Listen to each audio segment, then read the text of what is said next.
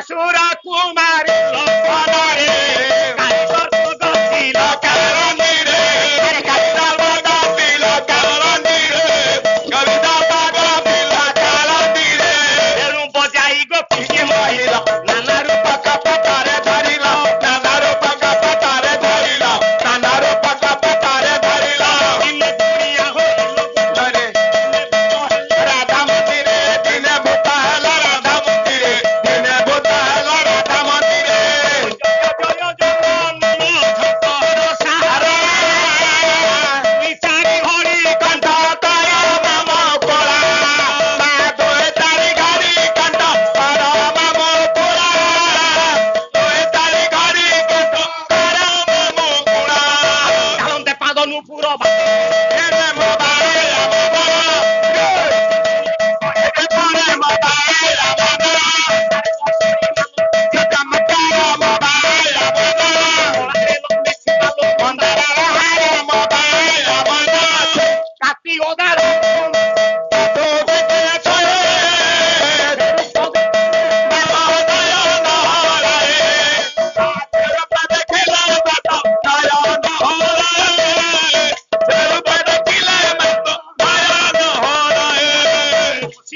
तुम्हें मातल वीर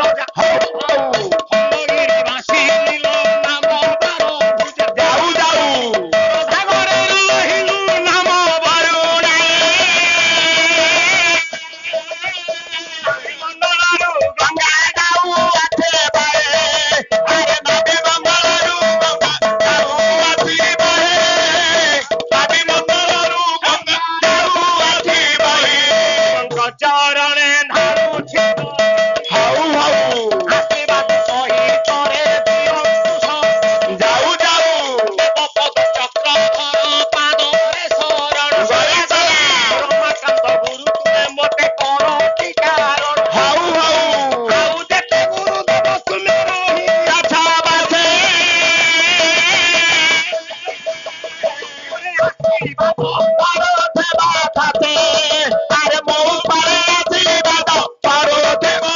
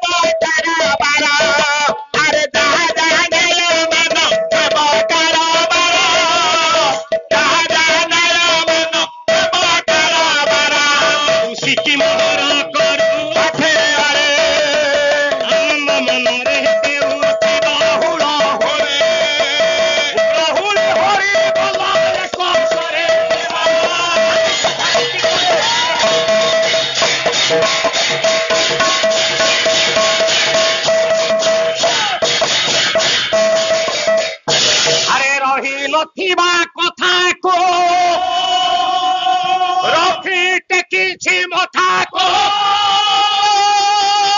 ରକ୍ତମ ଆକାର ହୋଇ ରୁହେ ଉତ୍ତର ଏ ରବି ଶଶି ଗତି ପଥ ଏ ରୋଧିବାକୁ ଦେ ସାମର୍ଥ ପତି ଭସ୍ମକାରୀ ବାସ ତହି ରଖେ ଶୃଙ୍ଗ ମାନ କୋଟେ ରଖେ ଶୃଙ୍ଗ ମାନ କୋଟେ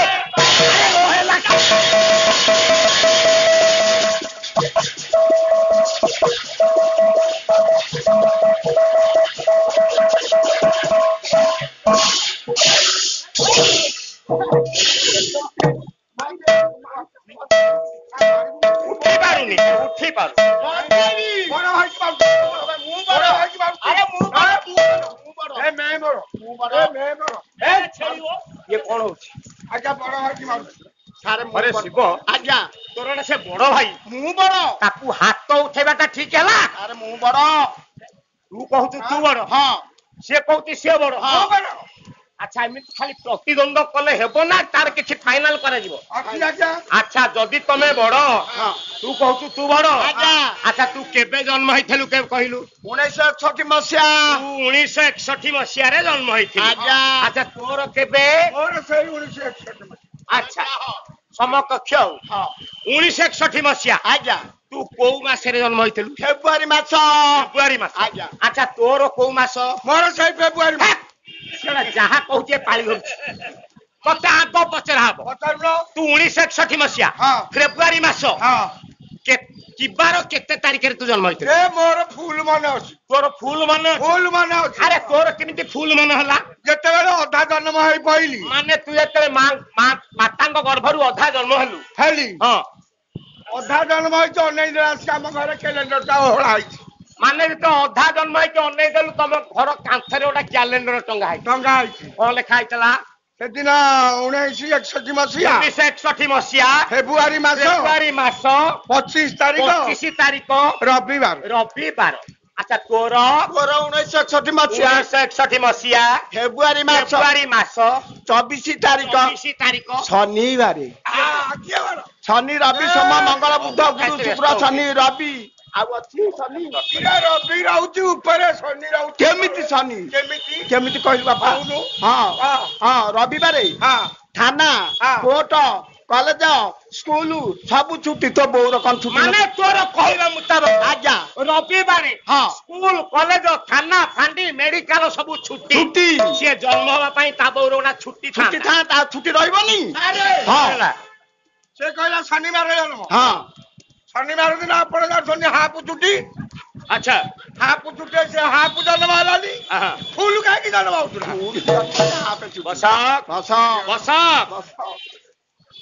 କିଏ ଶୁଣିବ ଇଏ ଅରାଇଜ ପାଠ ମାନ କିଏ ଶୁଣିବ?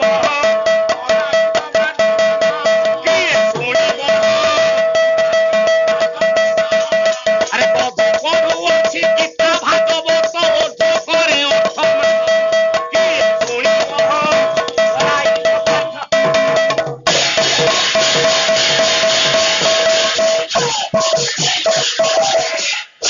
ଉପଜନ ଦେଇ ମନ କର୍ଣ୍ଣ ଯାହା ଯାହା ନ୍ୟାୟ ମାନ ହେବ ରହିବା ଠାରୁ ବିଷୟ କହୁଛି ବୁଝାଇ ଆପଣ ମାନଙ୍କୁ ଦୟା କରିବେ ଜଗତ ଗାୟକ ରତ୍ନ ହରିନାଥଙ୍କ ଲେଖନୀ ମୁନରୁ ମୁଁ ପଦୁଟିଏ ଗାଇଛି। ରହି ନଥିବା କଥାକୁ ରଖି ଟେକିଛି ମଥାକୁ ରତନ ଆକାର ହୋଇ ରୁହେ ଉତ୍ତରେ। ରବି ଶଶି ଗତିପଥ ରୋଧିବାକୁ ଯେ ସାମର୍ଥ ରତିପତି ଭସ୍ମକାରୀ ବାସ କହିଲେ ଶୃଙ୍ଗ ମାନକ ଟେକ ରହେ ଲାଖି କଳ୍ପିବାକୁ କବି ବିବେକ।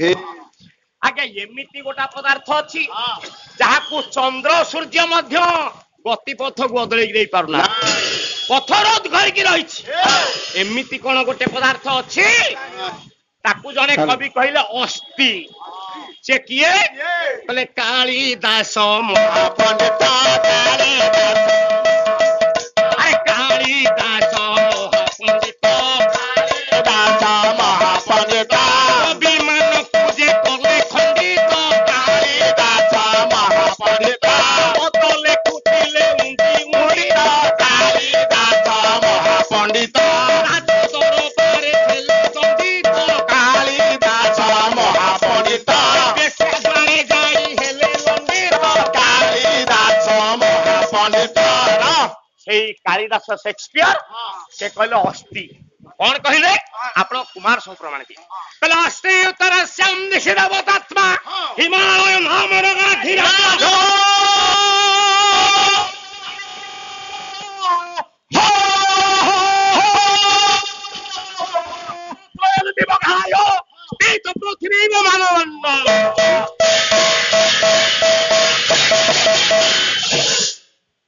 ଉତ୍ତର ଶ୍ୟାମ ଦେଶୀ ଦେବତାନି ଆତ୍ମା ସଦୃଶ୍ୟ ଯୋଉ ହିମାଳୟ ପର୍ବତ ତାର ପୂର୍ବ ପାଖରେ ବଙ୍ଗୋପସାଗର, ପଶ୍ଚିମରେ ଆରବ ସାଗର, ଯାହାର ପଦଧୌତ କରନ୍ତି ସେଇ ହିମାଳୟ ପର୍ବତ ଆଜି ପୃଥିବୀର ମାନଦଣ୍ଡ ସଦୃଶ୍ୟ ବିରାଜମାନ କରିଅଛେ।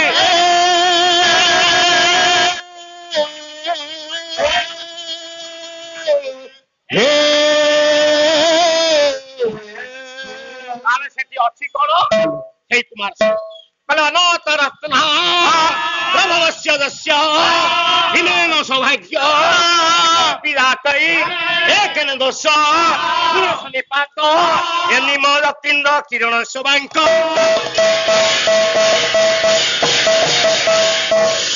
ହୀରା ନୀଳା ମୋତି ମାଣିକ ବୈଦୁର୍ଯ୍ୟର ଗନ୍ତାଘର ଆଜ୍ଞା ଖାଲି ଟିକିଏ ସେଠି ଅସୁବିଧା କଣ କଣ? ସର୍ବଦା ବରଫରେ ଆଚ୍ଛାଦିତ ହଁ ତେଣୁ ସେଥିରେ ବାସ କରନ୍ତି କିଏ କିଏ? ନା ଯୋଗାରୂଢ ପୁରୁଷ ଦେବ ଦେବ ମହାଦେବ ସେଦିନ ଅନୁଚର ମାନଙ୍କୁ ନେଇ ଆଜି ସେଦିନ ତାଣ୍ଡବ ରଚନା କରୁଛନ୍ତି କହିଲେ ତାଦ୍ରିମି ଦାଦ୍ରିମି ଦ୍ରିମି ଡମ୍ବରୁ ଡମ୍ବରୁ ବାଜେ ତାଦ୍ରିମି ତାଦ୍ରିମି ଧିମି ଡମ୍ବରୁ ବାଜେ ତାଦ୍ରିମି ଧିମି ଧିମି ଅଙ୍ଗେ ଭୃଙ୍ଗି ସହ ଶିବ ନନ୍ଦିଭୃଙ୍ଗି ଭୃଙ୍ଗି ସହ ଶିବ ସାହସିବ ଅଙ୍ଗେ ଭୃଙ୍ଗି ସହ ଶିବ ନନ୍ଦିଭୃଙ୍ଗି ସାହସିବ ସବୁ ରାଜେ ଡମ୍ବରୁ ବାଜେ ତାଦ୍ରିମି ତାଦ୍ରିମି ଧିମି ଅଙ୍ଗେ ବିଭୂତି ଲେପନ ଅଙ୍ଗେ ବିଭୂତି ଲେପନ ଶିରେ ଭୁଜଙ୍ଗ ଅଙ୍ଗେ ବିଭୂତି ଲେପନ ଶିରେ ଭୁଜଙ୍ଗ ଭୂଷଣ ଅର୍ଦ୍ଧଚନ୍ଦ୍ର ପରେ ପୁଣି ଅର୍ଦ୍ଧଚନ୍ଦ୍ର ପରେ ପଣେ ଅର୍ଦ୍ଧଚନ୍ଦ୍ର ପରେ ପଣେ ଅର୍ଦ୍ଧଚନ୍ଦ୍ର ପରେ ପଣେ ଗଙ୍ଗା ବିରାଜ ତାଦ୍ରିମି ତାଦ୍ରିମି ଧିମି ଡମ୍ବରୁ ବାଜେ ତାଦ୍ରିମି ତାଦ୍ରିମି ଧିମି ଡମ୍ବରୁ ବାଜେ ତାଦ୍ରିମି ତାଦ୍ରିମି ଧିମି ସେଦିନ ଅନୁଚର ମାନଙ୍କ ସହିତ ଯେତେ ତାଣ୍ଡବ ରଚନା ଚାଲିଛି ହଠାତ୍ ହେଇଛି କଣ ପୁତ୍ରାସୁର ନାସି ସଚିପତିଆ ଆରେ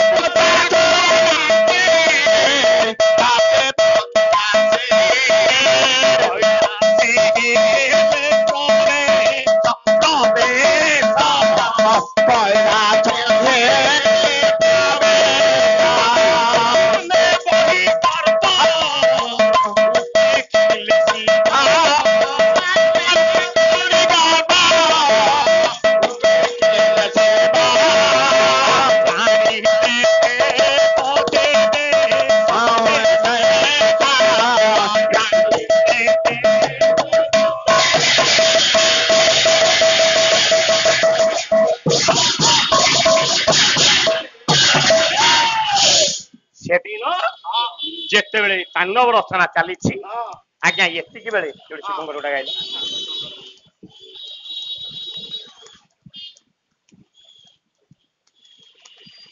ଠିକ ଅଛି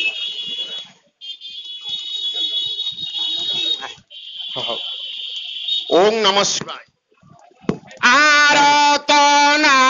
आरतनाशना दुख विनाशना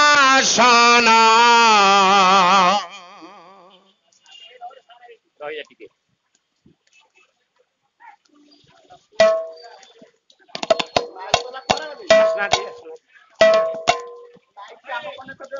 आनंद गृहे बहुराज लक्ष्मी शिवप्रसादे फलार्थ सिद्धि पाचाण शत्रु विनाश ददमुकुंद चरणार बिंदे हे जगत्कर्ता विश्वनियंता विश्वव्यापक नारायण आज मो जजमान महोदय सर्वायुक्त खंडन करी चलापथरे जीवित करी परिवार सुखांति भरी आरोग्य करी दाम्पत्य जीवन सुखमय करी अमृत दृष्टि चाहिए से सत्यनारायण से ग्राम गुलाम देखवा धन जन गोपलक्ष्मी मंदिर विराजमान गुलाम देखवा कंठरे सरस्वती विजय कंदु गुलाम देखवा कंधरे लक्ष्मी विराजमान कंदु गुलाम देखवा संकट मंत्र वज्र हनुमान शक्ति प्रदान कंदु गुलाम देखवा आहुरी एक बार आहुरी एक बार आहुरी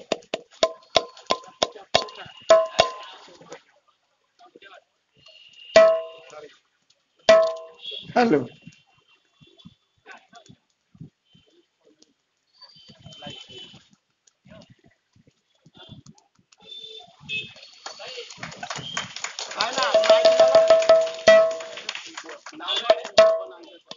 हेलो हेलो दीप्ति मंजुषा कूल प्रदीप रघु प्रथम भाग लेखक रमाकांत मिश्र कूल प्रदीप रघु द्वितीय भाग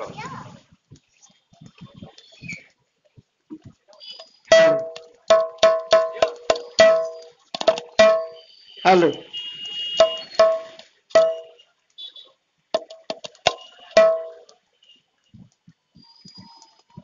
पर कृपा गुरुदेव कर जोड़ी मुहि करुचि स्तव गुरुदेव गुरुदेव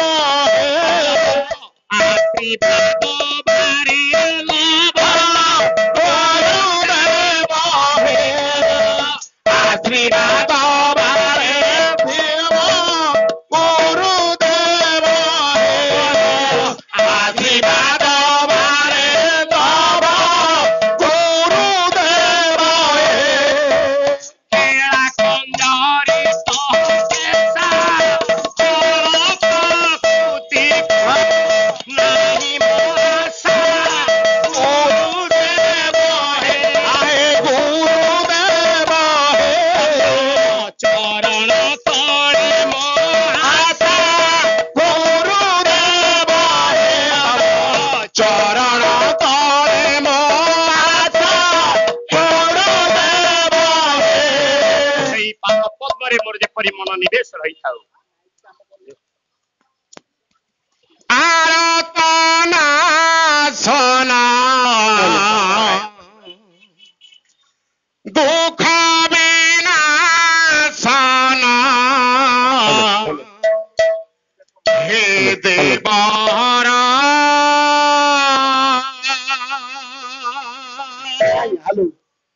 ରଖ ହେ ଶରଣ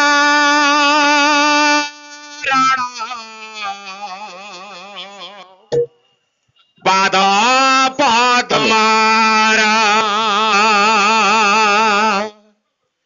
ନମୋ ନମୋ ନମୋ ଶିବ ଶଙ୍କର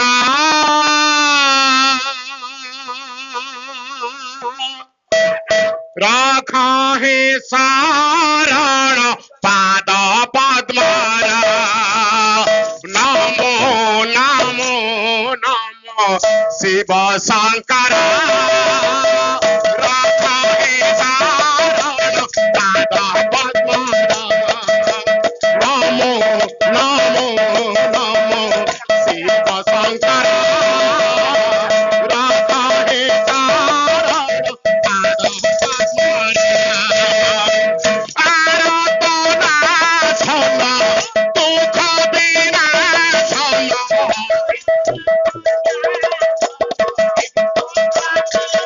ହଉ ଆରତନା ଛନ ଦୁଃଖ ବିନାଶନ ଦୁଃଖ ବିନାଶନ ହେ ଦେବହରା ରଖ ହେ ଶରଣ ପାଦ ପଦ୍ମରା ନମୋ ନମୋ ନମୋ ଶିବ ଶଙ୍କର ରଖ ହେ ଶରଣ ପାଦ ପଦ୍ମରା ହଉ ତୁମେ ଉମାପତି ଭୁବନ ଈଶ୍ୱର ତୁମେ ଉମାପତି ଭୁବନେଶ୍ୱର ବସିଛ ଦେଉଳେ ହେ ଭୋଳା ଶଙ୍କର ବସିଛ ଦେଉଳେ ହେ ଭୋଳା ଶଙ୍କର ତୁମେ ଉମାପତି ଭୁବନ ଈଶ୍ୱର ତୁମେ ଉମାପତି ଭୁବନ ଈଶ୍ୱର ବସିଛ ଦେଉଳେ ହେ ଭୋଳା ଶଙ୍କର ବସିଛ ଦେଉଳେ ହେ ଭୋଳା ଶଙ୍କର ଦେଉଛ ନାଇଁ ଆହେ ଉମା ସାଇ ଦେବତା ନାଇଁ ଆହେ ଉମା ସାଇ ଦେଉଛ ନାଇଁ ଆହେ ଉମା ସାଇ ଦେବତା ନାଇଁ ଆହେ ଉମା ସାଇ ଶିବ ଶଙ୍କର ରଖ ହେ ଶରଣ ପାଦ ପଦ୍ମରା ନମୋ ନମୋ ନମୋ ଶିବ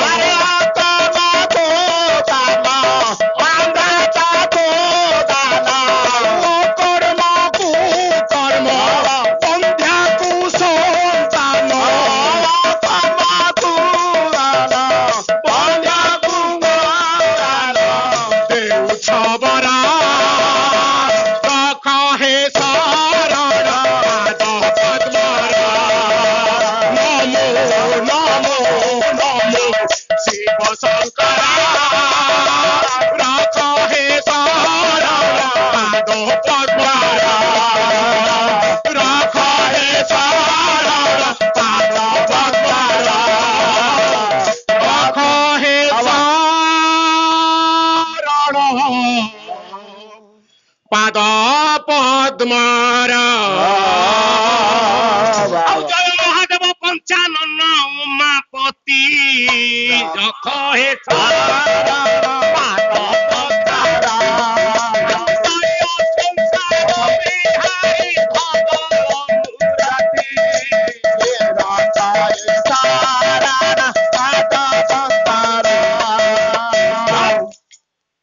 ସେଦିନ ଯେତେବେଳେ ଦେବରାଜେନ୍ଦ୍ର ଆଜ୍ଞା ପୁତ୍ରାସୁରକୁ ବିନାଶ କରିକି ଆସିଲେ ଆଜି ଗର୍ବରେ ଫାଟି ପଡୁଛନ୍ତି। ଆଜ୍ଞା ଯେତେବେଳେ ଯୋଉ ରାକ୍ଷସକୁ ବା ଯାହାକୁ ଯେତେବେଳେ ବଧ କରନ୍ତି ସେ କାହାର ଗୋଟେ ସହାୟତା ନିଅନ୍ତି। କେତେବେଳେ ଶିବଙ୍କର, କେତେବେଳେ ବିଷ୍ଣୁଙ୍କର, କେତେବେଳେ ବ୍ରହ୍ମାଙ୍କର, କେତେବେଳେ ଅନ୍ୟତ୍ର ଦେବତା ମାନଙ୍କ। ଆଜି ଯେତେବେଳେ ପୁତ୍ରାସୁରଟାକୁ ବିନାଶ କରିକି ଆସିଲେ ଆଜି ଗର୍ବରେ ଫାଟି ପଡୁଛନ୍ତି। ଯେତେବେଳେ କୈଳାସ କନ୍ଦରେ ପହଞ୍ଚିଲେ ଶିବଙ୍କୁ ଆଉ ପ୍ରଣିପାତ କରିବା ପାଇଁ ନମସ୍କାର କରିବା ପାଇଁ ସେ ଆଜି ଭୁଲି ଯାଇଛନ୍ତି। କାହିଁକି ନା ଗର୍ବରେ ଆତ୍ମହରା ହେଇଯାଇଛନ୍ତି।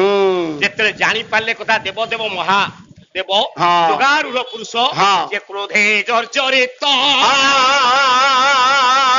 ଭୂତନାଥ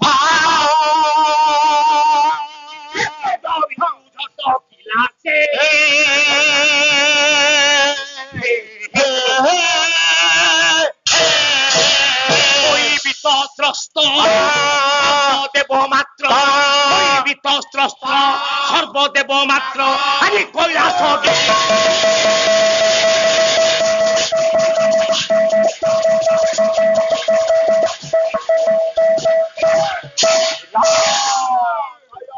କମ୍ପମାନ ହେଲେ ଜଳାରୂଢ ପୁରୁଷ ଦେବଦେବ ମହାଦେବ ଯେତେବେଳେ କ୍ରୋଧରେ ଜର୍ଜରିତ ହେଇଯାଇଛନ୍ତି ତାଙ୍କର ଖେଦ ବିନ୍ଦୁ ଆଜି ଖସି ଯାଉଛି। ଜାଣିପାରିଲେ ଦେବତାଗଣ ସମସ୍ତେ ଅସ୍ଥିର ହେଇ ପଡିଲେ। ଆଜି ସୃଷ୍ଟି ସଂହାର ହେଇଯିବ। ଶିବଙ୍କର କ୍ରୋଧକୁ ଶାନ୍ତ କରିବ କିଏ? ସମସ୍ତ ଦେବତା ମାନେ ଏକତ୍ରିତ ହୋଇ ଆଜି ସମସ୍ତେ ଶରଣ ପଛନ୍ତି। କହିଲେ କୃତାଞ୍ଜଳି ପୁଟେ ମିଳି ସର୍ବ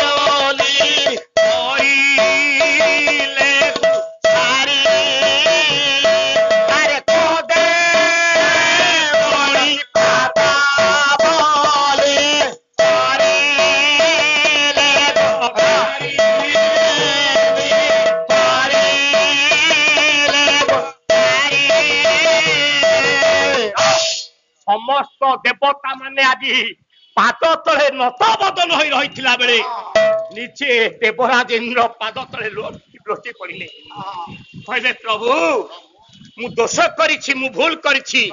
କହିଲେ ଦଣ୍ଡିବା ଶକ୍ତି ଯାହାର ଥାଇ ସେ ପୁଣି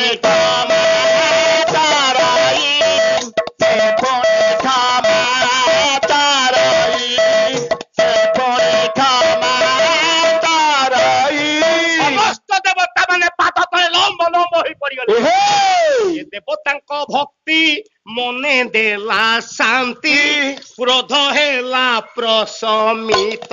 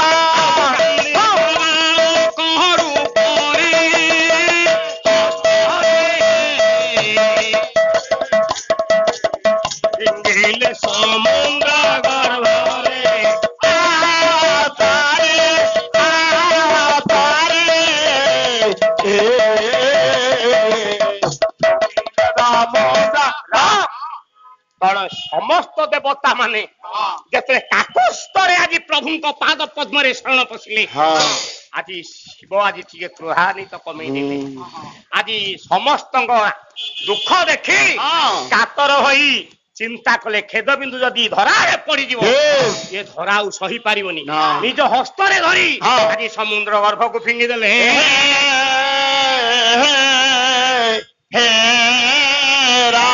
ସମୁଦ୍ର ଗର୍ଭ ଯେତେ ଫିଙ୍ଗି ଦେଇଛନ୍ତି ବାଳକ ରୂପରେ ଆଜି କ୍ଷୁଦ୍ର ପୁଅଟିଏ ହୋଇ ଆଜି କୂଳରେ ଆସି କୁଆଁ କୁଆଁ ଶବ୍ଦ ଦେଉଛି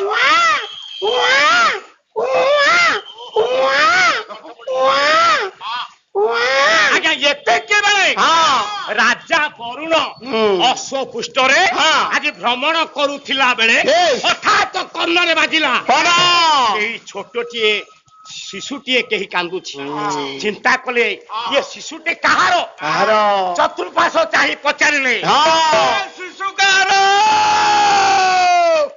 କିଏ ପାଲା ଦେଖି ଆସିଲ ଛାଡିକି ଯାଇଛ ପିଲା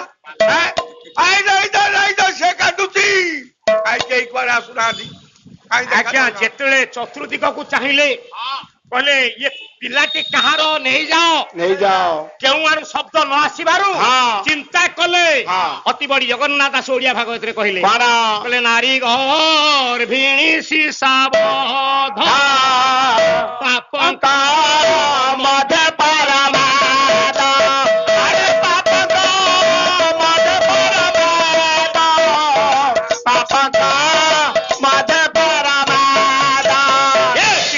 কর্ম যে করাই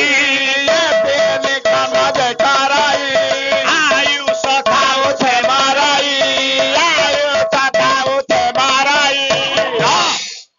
ଆମେ କହୁଛେ ନାରୀ ଗର୍ଭୁଣୀ ଶିଶୁବଧ କିନ୍ତୁ ବହିରେ ଲେଖା ଅଛି ଶିଶାବଧ ତେଣୁ ବାସ୍ତବରେ ଶିଶୁ ପିଲାଟିକି ଯଦି ଆମେ ଛାଡିକି ଚାଲିଯିବା ତାକୁ ଯଦି କୌଣସି କୁକୁର ବିଲୁଆ ଖାଇଯାଏ ତାହେଲେ ମୁଁ ଦୋଷୀ ହେଇଯିବି ଏଇ କଥା ଜାଣି ରାଜା ବରୁଣ କଣ କଲେ ଟିକେ ପିଲା ଟିକେ କୋଳାଗ୍ରସ୍ତ କରିଦେଲେ ଅତି ବଡି ଜଗନ୍ନାଥ ଦାସ କୋଉଥିରେ କହିଲେ ଓଡିଆ ଭାଗବତରେ ଆଜ୍ଞା ଯଦି ଓଡିଆ ଭାଗବତରେ କହିଲେ ତାହେଲେ ଓଡିଆ ଭାଗବତ ପୁଣି କଣ ଆଜ୍ଞା ଯଦି କଣ କାହିଁକି ଯଦି ନାହିଁ ପାଲାର କିଛି ଆବଶ୍ୟକ ନାହିଁ ସବୁଥିରେ ପ୍ରଶ୍ନ ଆସିବ ପ୍ରଶ୍ନ ଉଙ୍କି ମାରିବ ତାହେଲେ ଭାଗବତ କଣ ଭାଗବତ ସୃଷ୍ଟି ହେଲା କୋଉଠୁ ଆଜ୍ଞା ଭାଗବତ ହେଲା ଅତି ବଡି ଜଗନ୍ନାଥ ଦାସ କହିଲେ ଭାବ ଜ୍ଞାନ ବ୍ରହ୍ମ ତତ୍ତ୍ୱ ଇଏ ହଉଛି ଭାଗବତ ଆଜି ଅତି ବଡି ଜଗନ୍ନାଥ ଦାସ ଯାହା କହିଲେ ତାକୁ ଚାଣକ୍ୟ ସମର୍ଥନ କଲେ ସେ କଣ କହିଲେ ଭାକାର ଭାବୁକ ଜ୍ଞେୟ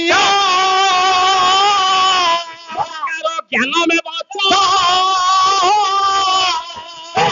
ବ୍ରହ୍ମ ରୂପେ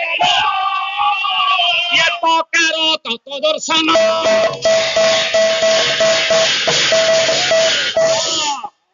ଅତି ବଡି ଜଗନ୍ନାଥ ଦାସ ଯାହା କହିଲେ ସମର୍ଥନ କଲେ ଚାଣକ୍ୟ ଆଜି ଚାଣକ୍ୟ ଯାହା କହିଲେ ତାକୁ ସମର୍ଥନ କଲେ ହାରିଦାସ କହିଲେ ଭାଗବତ କଣ କହିଲେ ଭାଗବତ ଭାବରୁ ହୋଇଛି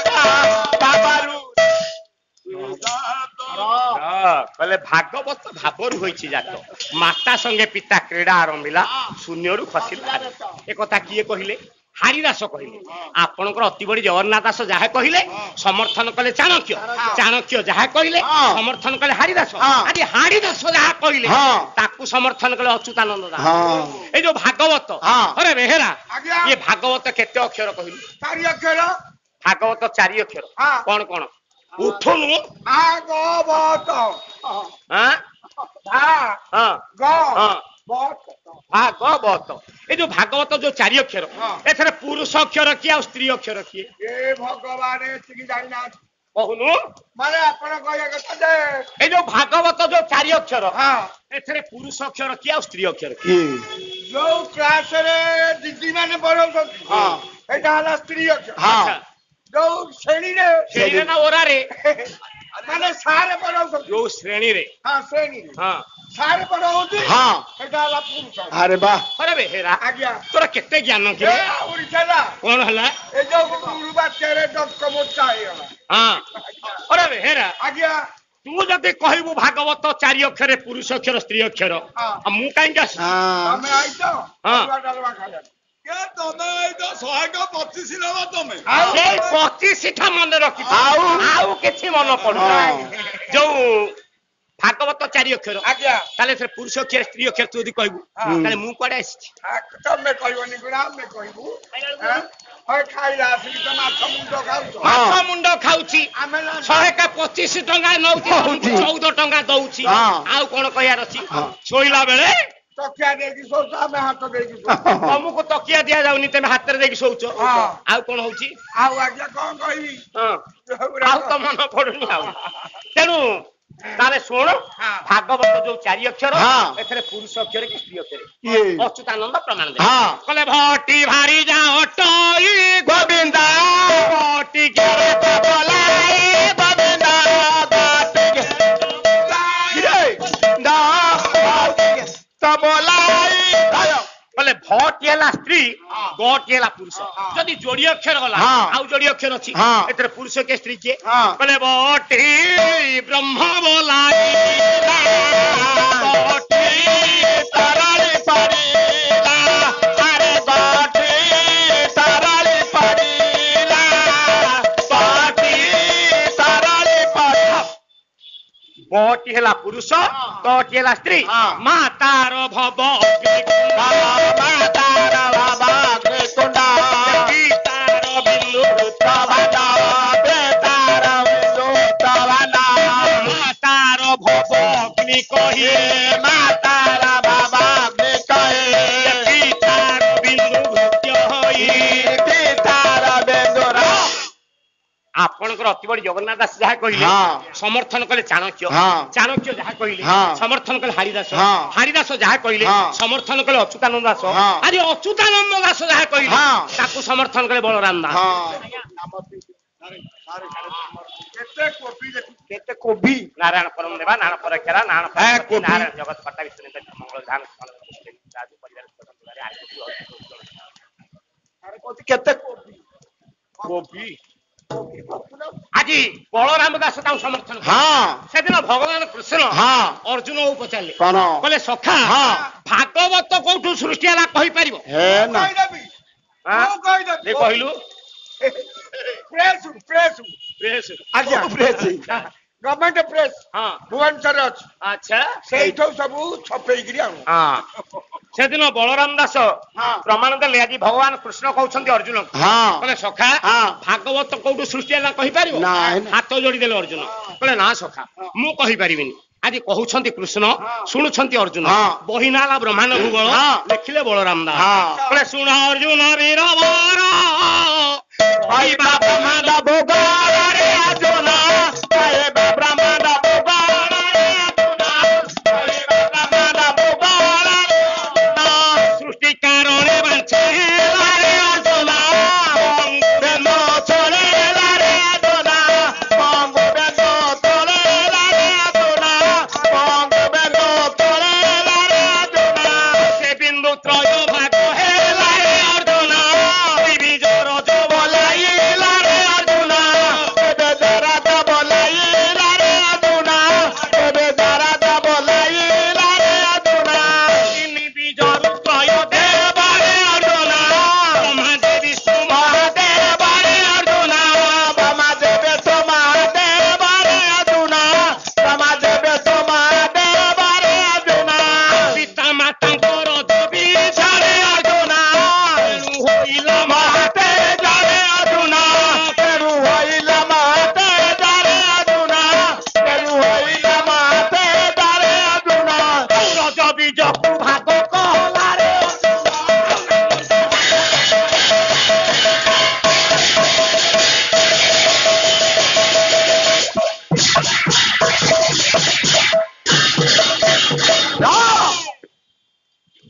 ଆପଣଙ୍କର ଅତି ବଡି ଜଗନ୍ନାଥ ଦାସ, ହାରି ଦାସ, ଅଚ୍ୟୁତାନନ୍ଦ ଦାସ, ବଳରାମ ଦାସ ସବୁ ଯଦି ଜଣେ ଜଣେ ପ୍ରମାଣ ଦେଲେ, ଏମାନେ ସବୁ କିଏ?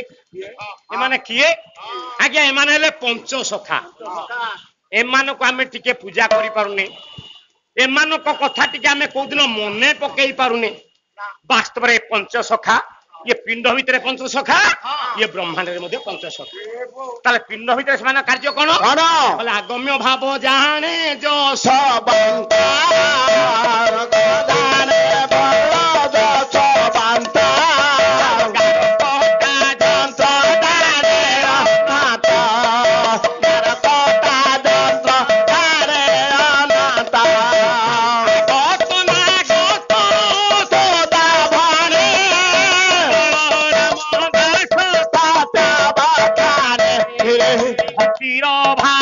ଜାଣେ ଜଗନ୍ନାଥ ପଞ୍ଚସଖା ଓଡ଼ିଶା ମହାନ୍ତ ସଖାଙ୍କର କଇ ମଠ ଜାଣତେ ଜାନେ ପାନେ ତ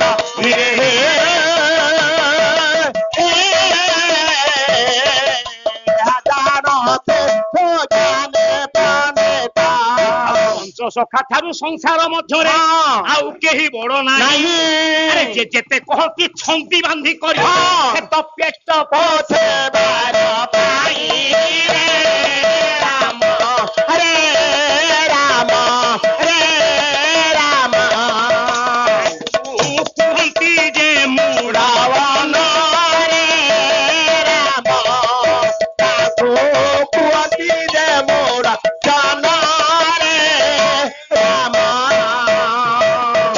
ଜଟା ରଖିବେ ଶଶ ଯାଇନ ତ ଗ୍ରାମେ ଗ୍ରାମେ ବୁଲୁଥିବେ।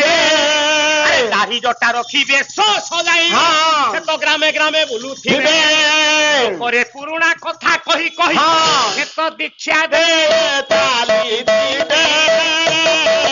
ରାମ ରେ ରାମ ରେ ରାମ କୁହନ୍ତି ଯେ ମୁଢ଼ ଦାନା ରେ ରାମ ତାଙ୍କୁ କୁହନ୍ତି ଯେ ମୁଢ଼ ଦାନା ରେ ରାମ। ଆଉ କଳିରେ ଅନେକ ଗୁରୁ ଯେ ହୋଇବେ, ଆରେ କଳିରେ ଅନେକ ଗୁରୁ ଯେ ହୋଇବେ, ହେଲେ ଶିଷ୍ୟ ଗୋଟିଏ ନଥିବେ। ବ୍ରହ୍ମ ବୋଲି ମୁଖରେ କହିବେ, ତ ବ୍ରହ୍ମକୁ ଚିହ୍ନେ ନଥିବେ। ରାମ ରେ ରାମ ରେ ରାମ କୁହନ୍ତି ଅଜ୍ଞାନୀ ଜାନା ରେ ରାମ ତାଙ୍କୁ କୁହନ୍ତି ଅଜ୍ଞାନୀ ଜାନା ରେ ରାମ। କୁହନ୍ତି ଅଚ୍ୟୁତ ଶୁଣ ରେ ରାମ ଏ ଗୁପତ ଅଟେ ବାଣୀ। କୁହନ୍ତି ଅଚ୍ୟୁତ ଶୁଣ ରେ ରାମ ଏ ଗୁପତ ଅଟେ ବାଣୀ। ଓହର ଭକତ ଯେଉଁଠାରେ ଥିବେ ସେ ତ ବିହନ ହୋଇବେ ପୁଣି ରେ ରାମ ରେ ରାମ ରେ ରାମ ଯେମିତି ସୁଜାନି ଜାନା ରେ ରାମ ତାକୁ ଜାଣତେ ଜାନି ଜାନା ରେ ରାମ।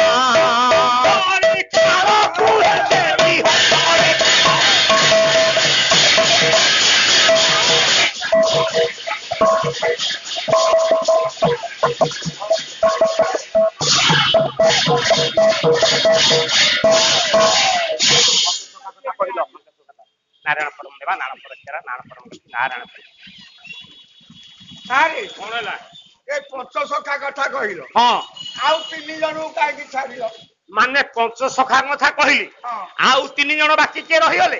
ଆଜ୍ଞା ଆଚ୍ଛା 4 ଜଣ 4 ଜଣ ମନ କାମ କରୁନି। ମହାତ୍ମା ଗାନ୍ଧୀ କି କହିଲନି? ମହାତ୍ମା ଗାନ୍ଧୀ କଥା କହିଲେନି, ନାଇଁ ସୁଭାଷ ବୋଷ କଥା କହିଲେନି, କହିଲନି, ସାଇ ବାବା କଥା କହିଲନି, ଆଉ ଜଣେ କି କହିଲ? ଚୈତନ୍ୟ ଠାକୁର କଥା କହିଲନି। ମାନେ ତମ କହିବା ମୁତାବକ ମହାତ୍ମା ଗାନ୍ଧୀଙ୍କ କଥା କାହିଁ କହିଲିନି, ଜବାହରଲାଲ ନେହେରୁଙ୍କ କଥା କାହିଁ କହିଲିନି, ଚୈତନ୍ୟଙ୍କ କଥା କାହିଁ କହିଲିନି, ସାଇ ବାବାଙ୍କ କଥା କାହିଁ କହିଲିନି? ଆଚ୍ଛା ତାଙ୍କ କଥା କଣ କହିବି? ତାଙ୍କ କଥା କଣ କହିବି ସେଇ କଥା ଗୋଟି ଗୋଟି କହୁନୁ। ମହାତ୍ମା ଗାନ୍ଧୀ କାହିଁକି ସୁଭାଷ ବୋଷ କାହିଁକି ଆଙ୍ଗୁଠି ଦେଖେଇଛନ୍ତି? ସାଇ ବାବା କାହିଁକି ହାତକୁ ଏମିତି କରିଛନ୍ତି? ସାଇ ବାବା କାହିଁକି ହାତ ଦେଖେଇଛନ୍ତି? ଚୈତନ୍ୟ ଠାକୁର କାହିଁକି ଦି ହାତ ଧରିକି ନାଚୁଛନ୍ତି? ଏଇ କଥା ତ। ଆରେ ମହାତ୍ମା ଗାନ୍ଧୀ ହାତ ଯୋଡିବାର କାରଣ ଜଗତର ମଙ୍ଗଳ ପାଇଁ ସବୁ ଦୋଷା ଦୋଷକୁ ନିଜ ମୁଣ୍ଡ ଉପରେ ବହନ କରି ସମସ୍ତଙ୍କ ପାଇଁ କ୍ଷମା ପ୍ରାର୍ଥନା ଲାଗୁଛନ୍ତି। ତାଙ୍କର ହାତ ଯୋଡିବା କଥା।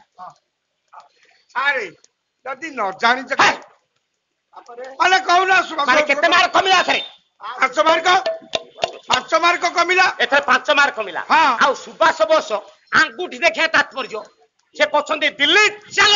10 ମାର୍କ କଟିଲା। 10 ମାର୍କ। ଆଚ୍ଛା ସାଇ ବାବା ଏ ଚୈତନ୍ୟ ଠାକୁର ହାତ ଟେକି ନାଚିବା ତାତ୍ପର୍ଯ୍ୟ ସିଏ ଭଗବାନଙ୍କ ନାମରେ ଏପରି ମରିଜି ଯାଇଛନ୍ତି ହଜି ଯାଇଛନ୍ତି ଯେ ସର୍ବଦା ନାଚି ଉଠୁଛନ୍ତି ଖୁସିରେ ଆନନ୍ଦରେ। 15 ନମ୍ବର କଟିଗଲା। ଆଉ ସାଇ ବାବା ହାତ ଦେଖିବା ତାତ୍ପର୍ଯ୍ୟ ସେ ଜଗତ କହୁଛନ୍ତି ଶାନ୍ତି ଶାନ୍ତି ଶାନ୍ତି। 20 ନମ୍ବର କଟିଗଲା। ହଁ ଆଉ ତ ପାଲାରେ ମୁଣ୍ଡ କାମ କରୁନି ଆଉ। 20 ନମ୍ବର କଟିଗଲା ଆପଣଙ୍କ। ଆଚ୍ଛା ତମେ ଜାଣିଛ? ଯଦି ନ ମୁଁ ଜାଣିଛ ଜାଣିଛି। ନ ଜାଣିଛ ଯଦି ଆଚ୍ଛା ମନା କରିଥାନ୍ତ ନାଇଁ ରେ ବାବୁ ମୁଁ ଜାଣିନି ଏ କଥା। ଅରେ ବେହେରା ଆଜ୍ଞା ହଁ ମୁଁ ଜାଣିନି। ତମେ ତମର ଗୋଟେ ଜ୍ଞାନୀ ପାଳିଆ। ଆଜ୍ଞା ମୁଁ ଯୋଉ ଦିନର ବାଉଁଶ ତମେ ସେଇ ଦିନର। ତମେ ତ ବାଉଁଶ ସିଧା ଉଠୁଛ ମୁଁ କଣି ଖାଲି ଛନ୍ଦି ହଉଛି ସେଇଟେ ଛନ୍ଦି ହଉ। ଆଜ୍ଞା ଆଜ୍ଞା ଆଜ୍ଞା ଆଜ୍ଞା ଶୁଣନ୍ତୁ ସୁଭାଷ ବୋଷ ଆଙ୍ଗୁଠି ଦେଖେଇବା କାରଣ ଆଚ୍ଛା ଚୈତନ୍ୟ ଠାକୁର ହାତ ଦେଖିବା କାରଣ ସାଇ ବାବା ହାତ ଦେଖେଇବା କାରଣ ଆଉ ମହାତ୍ମା ଗାନ୍ଧୀ ହାତ ଯୋଡିବାର କାରଣ। ଇଏ ଦିଲ୍ଲୀ ଦରବାର କଥା। ଇଏ ଦିଲ୍ଲୀ ଦରବାର କଥା। ଆଜ୍ଞା ଏ ଓଡିଶା କଥା ନୁହଁ। ନା ଦିଲ୍ଲୀ ଦରବାର କଥା। ଆଜ୍ଞା କଣ ଦିଲ୍ଲୀ ଦରବାର କଥା? ଦିଲ୍ଲୀ ଦରବାର ସଭା ଘରେ ସଭା ବସିଛି। ଦିଲ୍ଲୀ ଦରବାରରେ ସ୍ୱତନ୍ତ୍ର ଗୋଟେ ସଭାର ଆୟୋଜନ ଥିଲା। ସବୁ ବଡ ବଡିଆ ଲୋକ ଗୁପ୍ତ କକ୍ଷ ଥିଲା। ମାନେ ଗୁପ୍ତରେ ମନ୍ତ୍ରଣା ଦିଆଯାଉଥିଲା। ଆଚ୍ଛା ସବୁଆଡେ ଝରକା କବାଟ ବନ୍ଦ। ଇଏ 4 ଜଣ ତା ଭିତରେ ଅଛନ୍ତି। ଆଚ୍ଛା ଏମିତି କିଛି ସମୟ ପରେ ଗୋଟେ ଟୁଙ୍କିରି ଆବାଜ ହେଲା। ମାନେ ତା ଭିତରେ ଗୋଟେ ଶବ୍ଦ ଆସିଲା। ସମସ୍ତେ ସମସ୍ତଙ୍କୁ ଚାହିଁଲେ। କାହିଁକି ଚାହିଁଲେ କଣ କିଏ ସିଏ ତାକୁ ଅନଉଛି ତାକୁ ଅନଉଛି। ଆରେ କାହିଁକି ଚାହିଁଲେ? କାହିଁକି ତାହେଲେ ଗୋଟେ ଗ୍ୟାସ ଗୋଟେ ଖେଳିଗଲା ଆଉ ସବୁ ନାକରେ ହାତ ଦେଲେ କେହି କାହାକୁ କିଛି କହୁନାହାନ୍ତି। ଆଚ୍ଛା ମହାତ୍ମା ଗାନ୍ଧୀ ଭାବିଲେ ଏତିକି ମାନେ ସୁଭାଷ ବୋଷ ରାଗିଗଲେଣି। ଆଚ୍ଛା ଏତିକି ଆଙ୍ଗୁଠି ଦେଖେଇବା ମାନେ ସୁଭାଷ ବୋଷ ହଠାତ୍ ରାଗିଯିବେ ସମସ୍ତଙ୍କୁ ଚାହିଁଦେଲେ ହଠାତ୍ କହିଲେ ହଠାତ୍ ରାଗିଗଲେ କିଏ ପାରିଛ ସତ କଥା କହ। ମାନେ ତାଙ୍କର ଆଙ୍ଗୁଠି ଦେଖିବା ଉଦ୍ଦେଶ୍ୟ ଆଜ୍ଞା କହୁଛନ୍ତି କିଏ ପାରିଛ। ଆଚ୍ଛା ମହାତ୍ମା ଗାନ୍ଧୀ କଣ କହିଲେ? ମହାତ୍ମା ଗାନ୍ଧୀ କହିଲେ ସୁଭାଷ ଟା ରାଗିଟା ଏଇନୁ ଗଣ୍ଡଗୋଳ କରିଦବ ସଭା ହେଇପାରିବନି।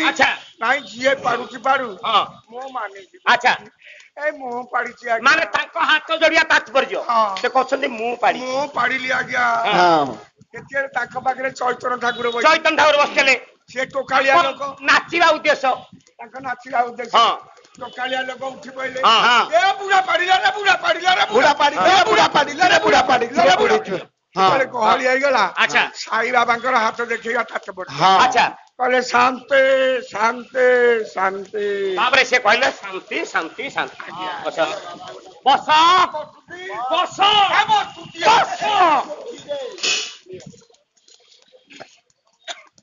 ହ୍ୟାଲୋ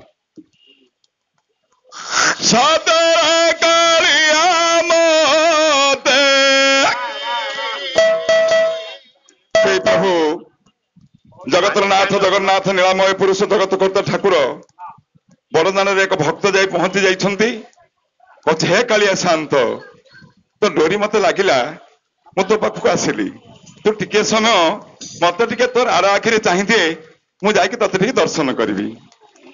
ସଦର କାଳିଆ ମତେ ତୋର ଡୋରି ଲାଗିବା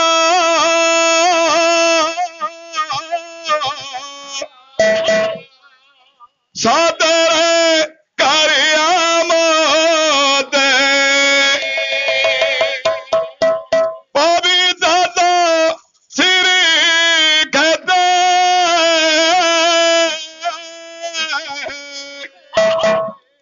ପାଦ ମୋର ପରିବା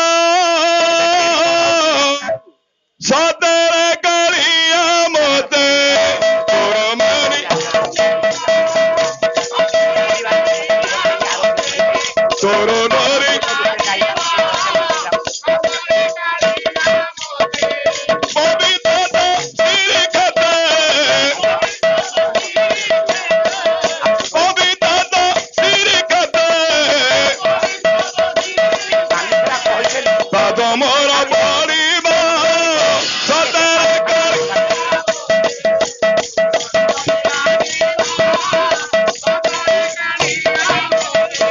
ଧରି ତୋର ପଦଉଡ଼ିରେ ଧରି ତୋର ପଦଉଡ଼ି ନେବି ତୋତେ ଭିଡ଼ି ଭିଡ଼ି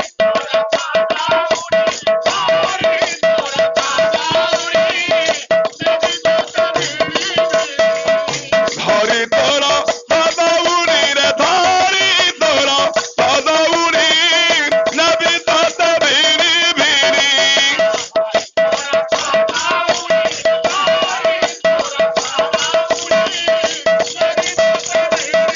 ଘଣ୍ଟ ମାଦଳ ତାଳରେ ଘଣ୍ଟ ମାଦଳ ତାଳରେ ରଥ ଚକା ଗଡ଼ିବ ସଦାରେ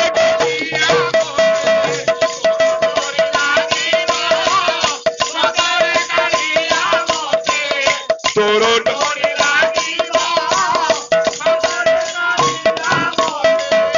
ଦେଖି ତକ ରାଶି ମୁଖରେ ଦେଖି ତକ ରାଶି ମୁଖ ଭୁଲି ଯିବି ସବୁ ଦୁଃଖ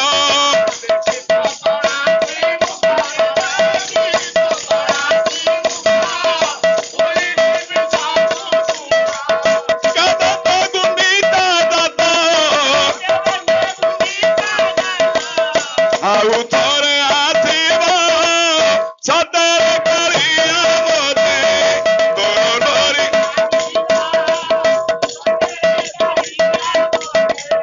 ତୋର ଡରି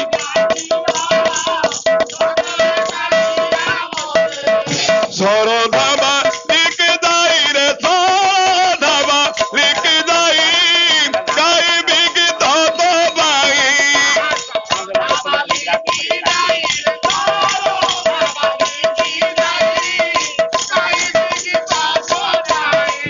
ସରଧାବା লিখে যাই রে ସରଧାବା লিখে যাই গাইবি গীত তো বাই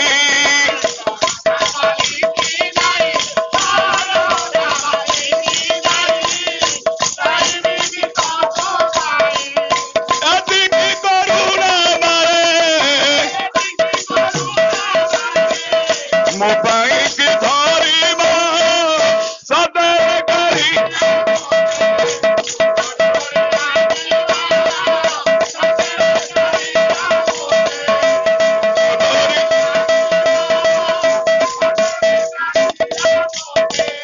ପବିତ୍ର ଶ୍ରୀକ୍ଷେତ୍ରେ ପାଦ ମୋର ପଡ଼ିବ ସଦାରେ କରିଆ ମତେ ତୋର ଡରି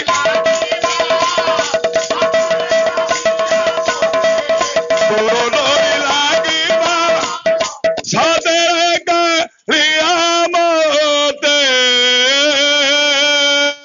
ଜୟ ଜୟ ଜଗନ୍ନାଥ ଜୟ ତୁ ଗୋବିନ୍ଦ କେତେ ଭଲ ପାଏ ତୋତେ ବୁଧ ପିତା ନନ୍ଦ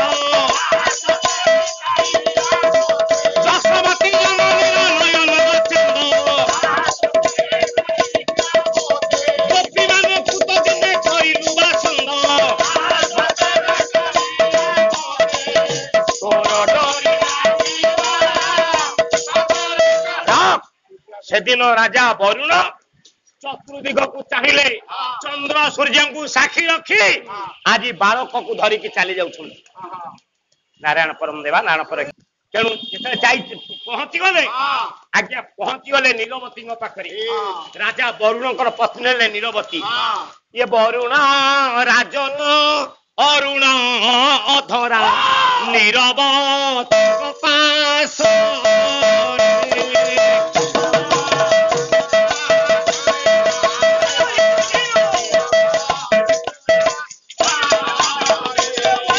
ଆସପି ବୋଲି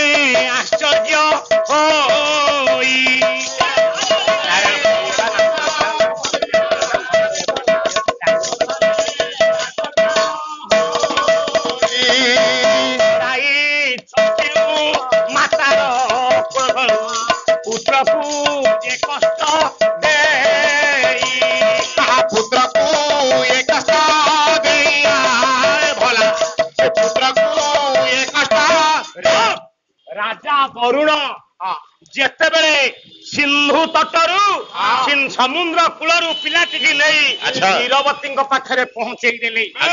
ନୀରବତୀଙ୍କ କୋଳରେ ତୋଳିଦେଲେ। ନୀରବତୀ ଆଶ୍ଚର୍ଯ୍ୟ ହେଇଗଲେ। ନୀରବତୀ କହିଲେ ସ୍ୱାମୀ ସ୍ୱାମୀ ତମେ ଜଣେ ରାଜା ହୋଇ ତମେ କାହା ମା କୋଳରୁ ପୁଅକୁ ଛଡେଇକି ଆଣିଛ? ଏଇଠି ତମେ ଏ କାମ ସବୁ କୋଉଦିନ ଠକଲଣି ମା? ନୀରବତୀ କଣ ମା? ନୀରବତୀ ଏଇଠି କଣ ହେଇଛି? ତମେ ସବୁ ପ୍ରତାପ ଜଣେ ରାଜା, ହଁ ରାଜା ହେଇ ଚୋରି କରୁଛ ପିଲା? ମୁଁ କଣ ପିଲା ଚୋରି କରିଛି? କାହା ମା? ତମେ ମୋ ସ୍ତ୍ରୀ ହୋଇ ମତେ ଏଇ କଥା କହିପାରିଲ? ତମେ ପୁରା ଆଣିଛ ପିଲାଟିଏ। ଇଏ କଣ ପିଲା କୋଉ ଗଛର ଫଳ ନା କଣ? ସମସ୍ତ ବୃତ୍ତାନ୍ତ ଗୋଟି ଗୋଟି ପଖାଣି ଦେଲେ ରାଜା ବରୁଣ। ହଁ ନୀରବତୀ ଆଜି କୋଳାଗ୍ରସ୍ତ କରିଦେଲେ। କହିଲା ହଁ ଅନାଥ ପିଲାଟା କିଏ କୁଆଡେ ଖାଇ ଯାଇଥାନ୍ତା, ତମେ ଭଲ କରିଛ। ପିଲାଟିକି ନେଇ ଆସିଛ, ତାକୁ ଆଜି ପୁତ୍ର ଭଳି ଆମେ ପାଳିବା। ବ୍ରହ୍ମାକୁ ନିମନ୍ତ୍ରଣ କଲେ ତାଙ୍କ ନାମକରଣ କରିବା ପାଇଁ। ବ୍ରହ୍ମା ଆସି ତାଙ୍କର 21 ଦିନରେ ନାମକରଣ କଲେ। କହିଲେ ଜଳରୁ ହୋଇଲୁ ଉଦ୍ଧାର, ନାମ ତ ଅଟେ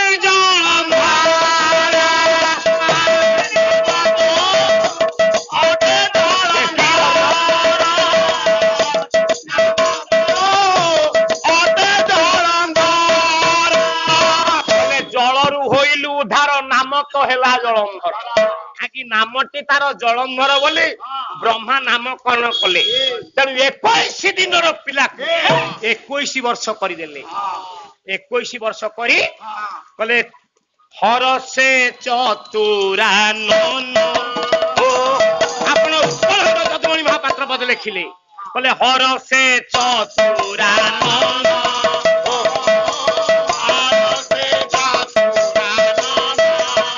ଯୌବନ କରିଲେ ଦାନ,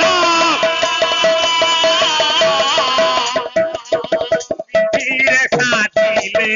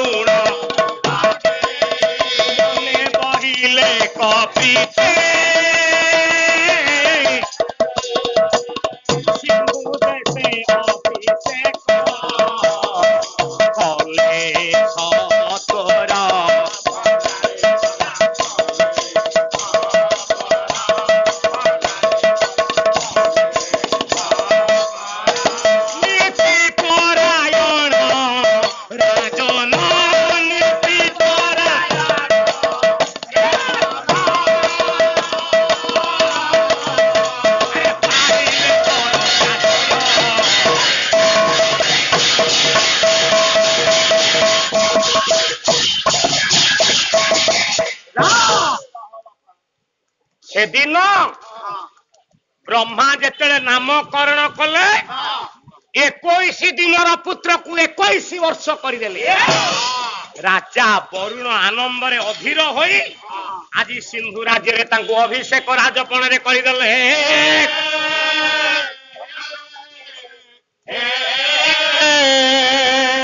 କିଛି ଦିନ ଅନ୍ତର ହବାରୁ ରାଜା ଜଳନ୍ଧର ଆଜି ମୃଗୟା ନିମନ୍ତେ ଅରଣ୍ୟକୁ ଚାଲିଛନ୍ତି। ଡାକିଲେ ସାରଥେ ମଣିମା ରଥ ସଜ କର, ଏଇ ମୁହୂର୍ତ୍ତରେ ମୁଁ ମୃଗୟା ନିମନ୍ତେ ଯିବି। ଅପେକ୍ଷା କରନ୍ତୁ, କେତେ ଘଣ୍ଟା ଯାଉଛି? ସବୁ ସଜବାଜ ଠିକ ଅଛି। ଜଙ୍ଗଲକୁ ଯିବା ତ, ଶୀଘ୍ର ରଥ ସଜ କର। ରେଡି ଅଛି ରଥ। ମୁଁ ଚକାହାର ଖାଲି ଟିକେ ପମ୍ପ ଚେକ୍ କରିଦଉଛି। ଯଥା ଶୀଘ୍ର ଏଇଟା ପୁରା କାମ। ପୁରା ହେଉଥିବ, ଏଇଟା ଟିକେ କମିଛି। ପାୱାରଲେସ୍ ହେଇଗଲାଣି। ଏଇଟା ବହୁତ ଦିନ ଟ୍ୟୁ, ପୁରୁଣା କାଳିଆ ଟ୍ୟୁ।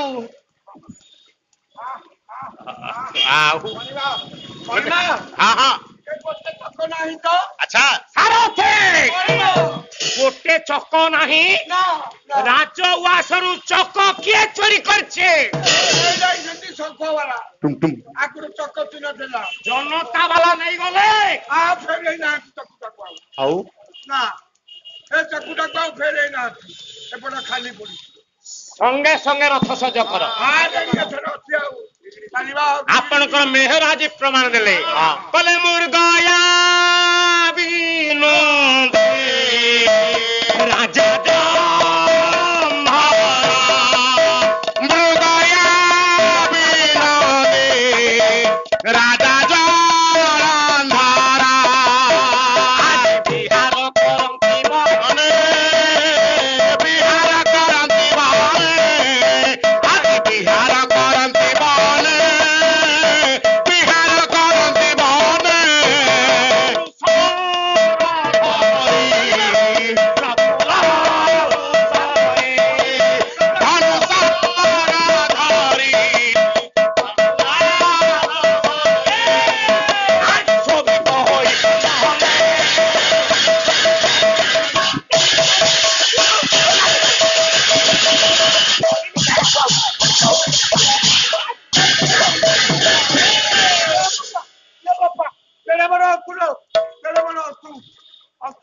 କିଏ ବାଘ ନାଇଁ ତାଠୁ ବଡ ସିଂହ ତାଠୁ ବଡ ହାତୀ ତାଠୁ ବଡ ଗଣ୍ଡା ତାଠୁ ବଡ ବୟଳ ତାଠୁ ବଡ ଡାଇନେସର ତାଠୁ ବଡ ତାଠୁ ଆଉ କିଏ ବଡ ଗୋଟେ ଶ୍ୱଶୁର ଚୋପା ଶ୍ୱଶୁର ଚୋପା ଅସୁର ଚୋପା ହଁ ଘର ମାନଙ୍କରେ ନିଶ ବୁଲଉଛନ୍ତି ଅସରପା କୋଉଠି ଅଛି ଏଇଠି ଏଇ ଗଛ ମୂଳରେ ଗଛ ଉପରେ ବସିଛି ହଁ ତୁ ତାକୁ ବଡ ଜନ୍ତୁ ବୋଲି ଭାବୁଛୁ ଆଜ୍ଞା ନିଶ ବୁଲଉଛି ଫୁଟାଇ ଦେବେ କି ଖାଉ ତୋ ସାରଥି ବଣିଆ ଜଣା ପଇଲା ତା ସୁଇଚିଟା ଭାଙ୍ଗି ଯାଇଛି ଆଉ ବସ୍ ଆଜ୍ଞା ଯେତେବେଳେ ଚାଲି ଯାଇଛନ୍ତି ଆଜି ଅରଣ୍ୟ ଭିତରେ ଆପଣଙ୍କ ମଧ୍ୟ ପରମାଦ ଏ ତିନି କର୍ମ ଯେ କରଇ ଆଇସ ଥାଉ ସେ ମରଇ একথা কহু কহু ମୁଁ ଜାଣିଲି ସେ କଣ ମତେ କହିବେ ମୁଁ କହିଲି ଦଣ୍ଡେ ନିମିଷେ ଥିଲେ ପ୍ରାଣ ନ ନେଇପାରେ ଜନ୍ତୁରାଣ ଏଇ କଥାଟା ତମେ କହିଲ ହଁ ଆଜ୍ଞା ସେଇ କଥାଟାରେ ବୁଝେଇ ଦିଅନ୍ତୁ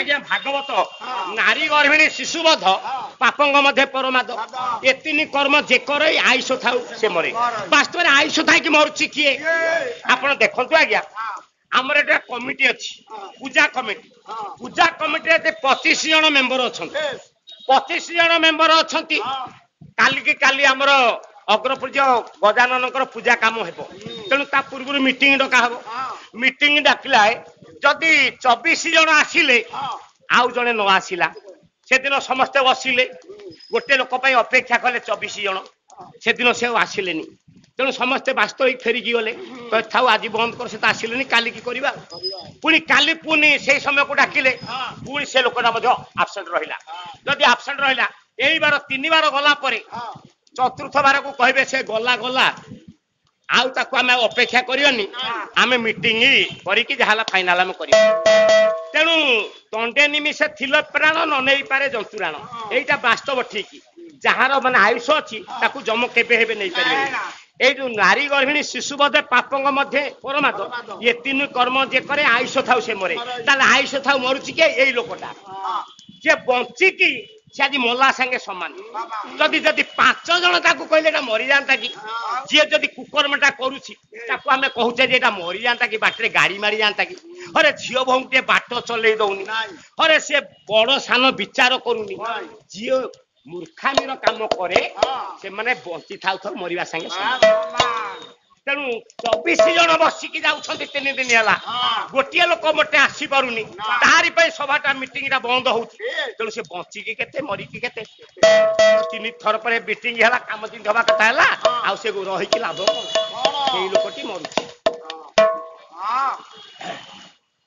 তেণু সেদিন যেতেবেলে মুরগয়া পাই যাইছন্তি এতিকি বেলে মুরগয়া করিবা সময় অরণ্য ভিতরে আজি দেখিলে রাজা জলন্ধর তাଙ୍କୁ আজি বন দেবতা স্বাগত করছন্তি কেমিতি প্রথমে দেখিলে ইয়ে জঙ্গলটির শোভা কিপরি হইছে কিপরি আপন কালিদাস প্রমাণ দেলে কলে দ্রুমাস পুষ্পা হলিনা সুপদ্ম প্রিয়াসা কামা পবন সুগন্ধি সুখা প্রদোষ দিবস্য রম্যা সর্বপ্রিয় চারুতর বসন্তে ବସନ୍ତ ସମୟ ଆସିଥିବାରୁ ଆଜ୍ଞା ଆପଣ ବୁଝିପାରିଲେ ତ ଆଜ୍ଞା ମୁଁ ଯାହା କହିଲି।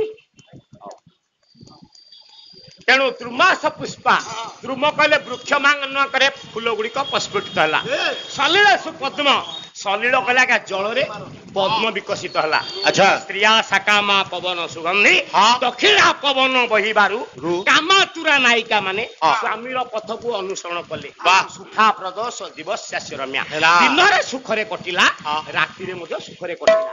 ଆପଣଙ୍କର ମେହେର ଆଜି ଆପଣଙ୍କର କାଳିଦାସ ଯାହା କହିଲେ ଖାଲି ହଁ କଥା ମନେ ରଖନି।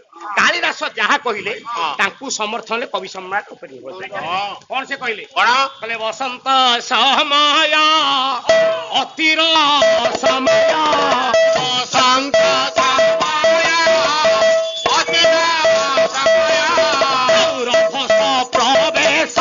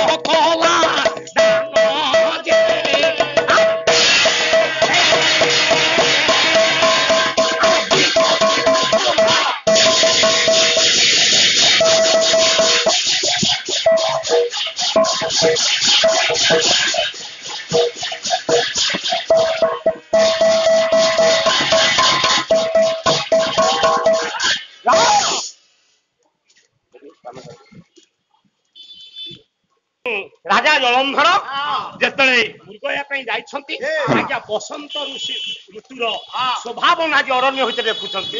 ଆଉ କଣ ଦେଖିଲେ କହିଲେ ଦେଖିଲେ କାନନେ ମୋର ଗୁରୁଦେବ ଗାୟକ ଦେବପଦ ଗୋସ୍ୱାମୀ ପଦ ଲେଖିଲେ କହିଲେ ଦେଖିଲେ କାନନେ ମହାମନା ବସନ୍ତ କରୁଛି ବନ୍ଦାପନା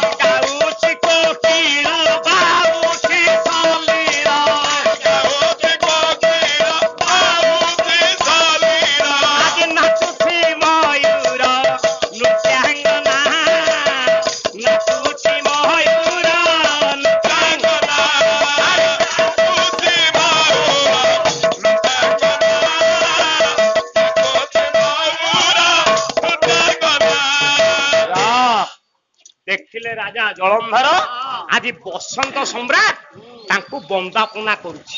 ବନ୍ଦାପନା କରୁଛି କେମିତି ନା କୋଇଲି ଗୀତ ଗାଉଛି ଆଜ୍ଞା ଯୋଉଠି କିଛି ତାମସିକ ଚାଲିଥାଏ ଯଦି କୌଣସି ମନ୍ତ୍ରୀ ବା ଏମଏଲଏ ଆସିବେ ଶେଷରେ କେମିତି ତାଙ୍କୁ ସମ୍ବର୍ଦ୍ଧନା କରାଯିବ ସେଥିରେ ଜଣେ ଆସି ନାଚିବ ଜଣେ ଗାଇବ ଜଣେ ଗୀତ ବୋଲିବ ତାହେଲେ ଏଠି ଗାଉଛି କିଏ ଗାଉଛି କୋଇଲି ବାଜା ବଜଉଛି କିଏ ଆଜ୍ଞା ଜଳକୁ ଜଳ ଆଜି ବାଡେଇ ହଉନି ଯେ ସତେ ଯେପରି ବାଦ୍ୟ ପରିବେଷଣ କରୁଛନ୍ତି ଏଠି ମୟୂର ପୁଚ୍ଛ ଦେଖିକି ନାଚୁଛି ଦେଖୁଛନ୍ତି ରାଜା ଜଳନ୍ଧର। ଆଉ ଟିକେ ଆଗକୁ ଚାଲିଗଲେ ନାରୀ କବି ଅପର୍ଣ୍ଣା ପଦେ ଲେଖିଲେ ତାଙ୍କୁ ଆଜି ଜଙ୍ଗଲ ରାଜା ସମ୍ବର୍ଦ୍ଧନା ଜଣାଉଛି କେମିତି କହିଲେ ଶାଳ ପିଆଶାଳ ଶିଶୁ ପାତ ମାଳ ସର୍ବେ ହୋଇ ପନ୍ତି ପନ୍ତି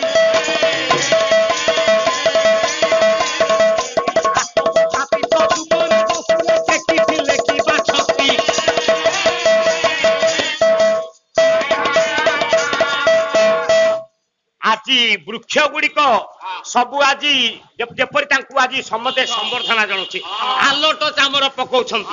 ଆପଣ ମେହେର ପଦ ଲେଖିଲେ ଇଏ ଜଙ୍ଗଲ ମାଧୁରୀ ଦେଖି ଦେଖି ରାଜା ଚାଲିଛନ୍ତି ଧୀରେ ଧୀରେ ଯେଉଁ ଦିଗେ ଦୃଷ୍ଟି ଯାଏ ସେ ଦିଗରୁ ଫେରି ନ ପାରେ ଅଚିରେ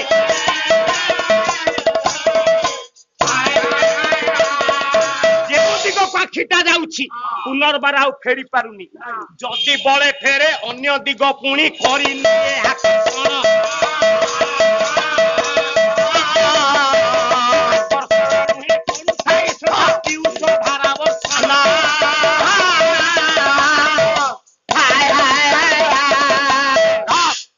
ଆଜ୍ଞା ଯେତେବେଳେ ଚାଲିଛନ୍ତି ଜଙ୍ଗଲର ଶୋଭା କାନନର ଶୋଭା ବିଲୋକିତ କରୁଛନ୍ତି ଆଗକୁ ଆଗକୁ ଚାଲିଛନ୍ତି ହଠାତ୍ ଦେଖିଲେ ଶୁଣିଲେ କେତେ ଜଣ ଲଳନା କିଛି କଥୋପକଥନ ହଉଛନ୍ତି। ଆଜ୍ଞା ଲଳନା ମାନେ ଯଦି କଥୋପକଥନ ହେବେ ସେ କେମିତି ହେବେ କେମିତି ଆଜ୍ଞା ଯଦି ବୁଢା ମାନେ କିଛି କଥାବାର୍ତ୍ତା ହେବେ ସେ କେମିତି କଥାବାର୍ତ୍ତା ହେବେ ଯଦି ବୁଢୀ ମାନେ କିଛି କଥା ହେବେ ସିଏ କେମିତି କଥା ହେବେ ଯଦି ଯୁବକ ଭାଇ ମାନେ କିଛି କଥା ହେବେ ସିଏ କେମିତି କଥା ହେବେ ଯଦି ଝିଅ ମାନେ କିଛି କଥା ହେବେ ସିଏ ପୁଣି କେମିତି କଥା ହେବେ ଆପଣଙ୍କର ଡକ୍ଟର ମାୟାଧର ମାନସିଂ ମଧ୍ୟ ଲେଖି କହିଲେ ବୁଢା ମାନେ ଯଦି କଥା ହେଉଥିବେ କଥା ଯାଉଥିବ ଖାସରେ ଆଉ ବୁଢୀ ମାନେ ଯଦି କଥା ହେଉଥିବେ କଥା ଯାଉଥିବ କଥାରେ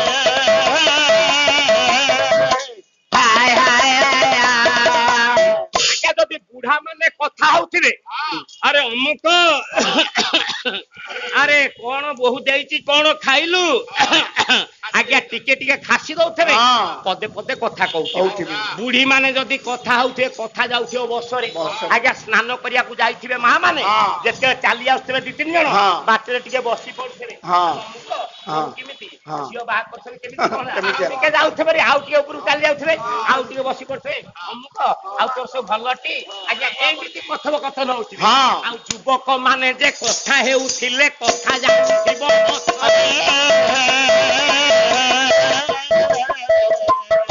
ମାନେ ଯେ କଥା ହେଉଥିଲେ ଯାଉଥିବ ପ୍ରୀତି ରସରେ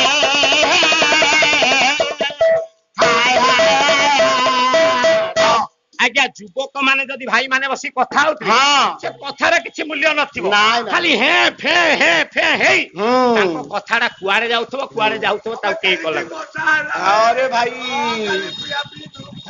ତା ଭାଇ ପିଇଛୁ ଆଉ ଯୁବତୀ ମାନେ ଯଦି କଥା ହଉଥିବେ କଥା ଯାଉଥିବ ପ୍ରୀତି ରସ ଆଜ୍ଞା ଝିଅ ମାନେ ଯଦି କଥା ହଉଥିବେ ସେ ତାକୁ କହୁଥିବ ଅମୁକ ତୋ ସ୍ୱାମୀଟି କେମିତି କଣ କହିଲୁ ତୁ କେମିତିଆ ବରଟିଏ ଚାହୁଁଛି କହିଲୁ ସିଏ ଏଇଭଳି ଝିଅର କଥା କହନା ତେଣୁ ବାସ୍ତବରେ ଆଜ୍ଞା ଝିଅ ମାନେ ମାନେ ଭଉଣୀ ମାନେ ଝିଅ ମାନେ ବସିଛ ତମକୁ କେତେଟା ନୀତି ଶିକ୍ଷା ତମେ ଆଜି ଝିଅ ହେଇକି ଅଛ କାଲି ଯେତେବେଳେ ଶାଶୁ ଘରକୁ ଚାଲିଯିବ କେମିତି ଭାଷା କହିବା ଦରକାର କେମିତି କଥା କହିବା ଦରକାର ବାସ୍ତବରେ ଟିକେ ମନେ ରଖିଥା ସେଇ ମାୟାଧର ମାନସିଂ କହିଲେ କଣ ସେ କହିଲେ କେମିତି କଥା ହବା ଦରକାର କହିଲେ କଥାଟିଏ କହୁ କଥାଟିଏ ଶୁଣିବ କାନେ ପଶୁଟିଏ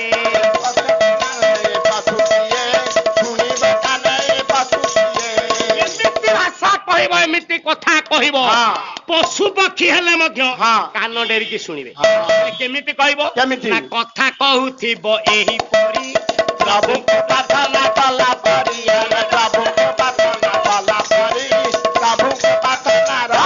ଏମିତି ଭାଷା କହିବ ଏମିତି କଥା କହିବ ଯଦି 5 ଜଣ ଶୁଣିବେ ସେ କହିବେ ଯେ ବୋଧେ କିଏ ଠାକୁରଙ୍କୁ ପ୍ରାର୍ଥନା କରୁଛି କିଏ ନିବେଦନ କରୁଛି ଶୁଣି ଲୋକେ ହେବେ କଥାବାର୍ତ୍ତା ଧନ୍ୟ କରା ୟାର ପିତା ମାତା ଧନ କରା ପିତା ମାତା ଧନ କରା ପିତା ମାତା ଯଦି 5 ଜଣ ଶୁଣିବେ ଯାହା ଅମୁକ ଗାଁ ସେ ଅମୁକ ଝିଅ ବୋହୁ ହେଇକି ଅମୁକ ଘରକୁ ଆସିଛି ଆରେ କି ଭାଷା କି କଥା ସତେ ଯେପରି ଅମୃତ ଝରି ପଡୁଛି ଆଜ୍ଞା ଯଦି 5 ଜଣଙ୍କ ମୁଖରୁ ବାପ ମାଙ୍କ ସୁନାମ ଆସିଲା ସେ ପୁଅ ହବା ଠିକ ସେ ଝିଅ ହବା ଠିକ ସେଇ ମାୟାଧର ମାନସିଂ କହିଲେ କଥା କହୁଥିବ ପରଚଣ୍ଡ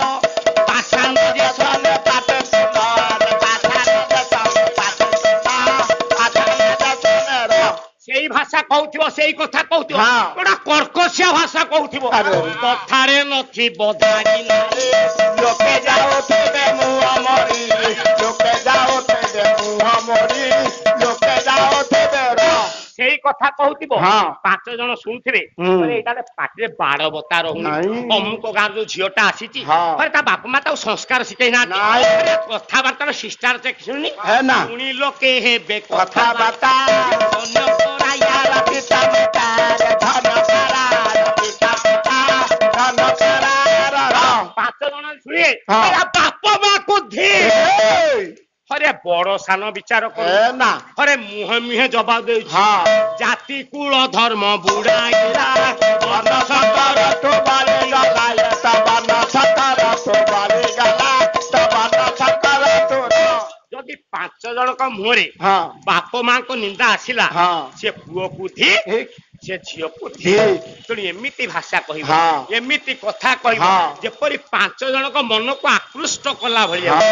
ତେଣୁ ସେଦିନ ଯେତେବେଳେ ସଖୀ ମାନଙ୍କ ଗହଣ ହଁ ଆଜି କିଛି କଥୋପକଥନ ଚାଲିଛି ହ୍ୟାଲୋ ବୋଲେ ସଖୀ ଲୋ ମଲୁଆ ସଖୀ ବୋଲୋ ଆଜି ପୁଷ୍ପ ବାଟିକାରେ ହଁ କିଛି ରମଣୀ ହଁ ଆଜି କଥୋପକଥନ ହଉଛି ହ୍ୟାଲୋ ହ୍ୟାଲୋ କିଏ ବୋଲି କେହି ଜାଣିନାହାନ୍ତି ନାଇଲୋ ଜଳନ୍ଧର ଶୁଣୁଛନ୍ତି ହଁ ହଁ ବୋଲେ ସଖୀ ଲୋ ଓଲୋ ସଖୀ ଓଲୋ ମତେ ଗୋଟେ କି ରୋଗ ଆସି ହାଟିଲାଣି କିଲୋ ମୁଁ ପିଲା ବେଳେ ହଁ ଯୁଆରେ ବୋଲି ସିଆଡେ ଚାଲି ଯାଉଥିଲି କିନ୍ତୁ ଏବେ ଯୁଆଡେ ଯିବା ପାଇଁ ମତେ ଭୟ ଲାଗୁଛି କାହିଁକି ବା ଆପଣଙ୍କର ବାଙ୍କା ଦାସ ପଦେ ଲେଖିଲେ ବୋଲେ ସଖୀ କି ବ୍ୟାଧି ହେଲା ସି ଏଥାରା ଲୋ ସଖୀ କି ବ୍ୟାଧି ହେଲା ସି ଏଥାରା ଲୋ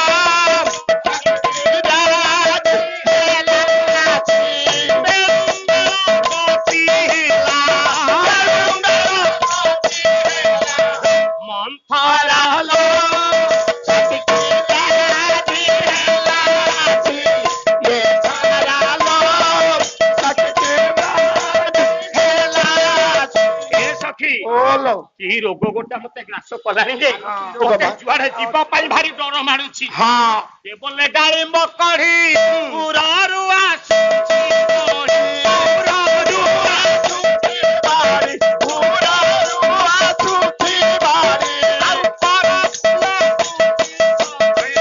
ପରଶୁରା ଗୋଟେ ସାଥୀ ପଥର ଲୋ ସଖୀ କି ବ୍ୟାଧି ହେଲା ସି ଏଥାରା ଲୋ ସଖୀ କି ବ୍ୟାଧି ହେଲା ସି ସଖୀ ଯେବେ ଏ ବଢିବ ନେବୁ ସଙ୍ଗ ଲାଡ଼ିବା ସଖୀ ଲାଡ଼ିବା ନେବ ସଖୀ ଲାଡ଼ିବା ସଖୀ ଯେବେ ଏ ବାଡ଼ିବା ନେବ ସଖୀ ଲାଡ଼ିବା ସଖୀ ଯେବେ ଏ ବାଡ଼ିବା ନେବ ସଖୀ ଲାଡ଼ିବା କି ବୁଦ୍ଧି କରିବି କି ବୁଦ୍ଧି କରେ ଉତ୍ତର ଲୋ ସଖୀ କି ବ୍ୟାଧି ହେଲା ସି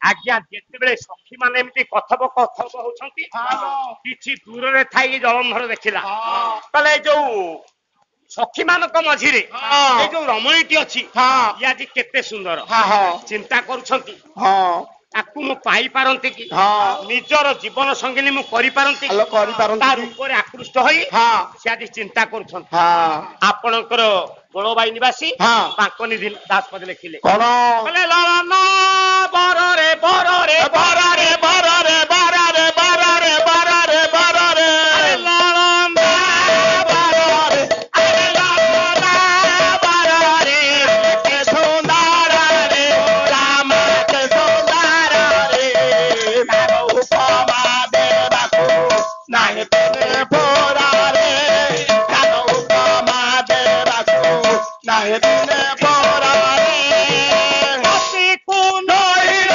ସରି କେତେ ଗୋବର୍ଦ୍ଧନ ସରି କତିକି ନଈର ସରି କେତେ ଗୋବର୍ଦ୍ଧନ ସରି ଲଜାରେ ଚଲଇ କରି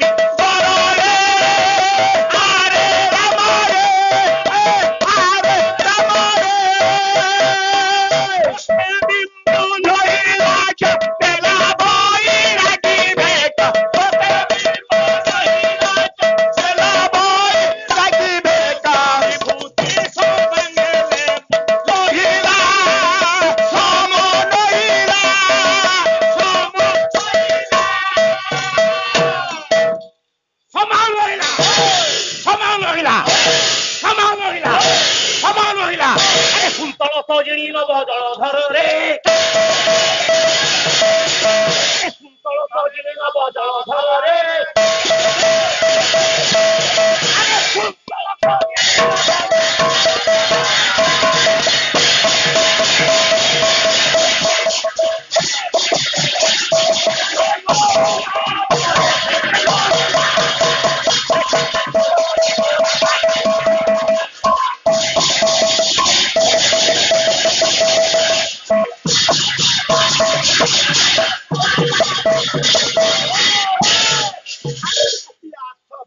ଆଉ ବେଶୀ ଦବାନି ସମୟ ଆସିଲାଣି ତେଣୁ କଲେ କଣ ଜଳନ୍ଧର ଏ ଦୂତକୁ ପଠାଇ ସତ୍ୱରେ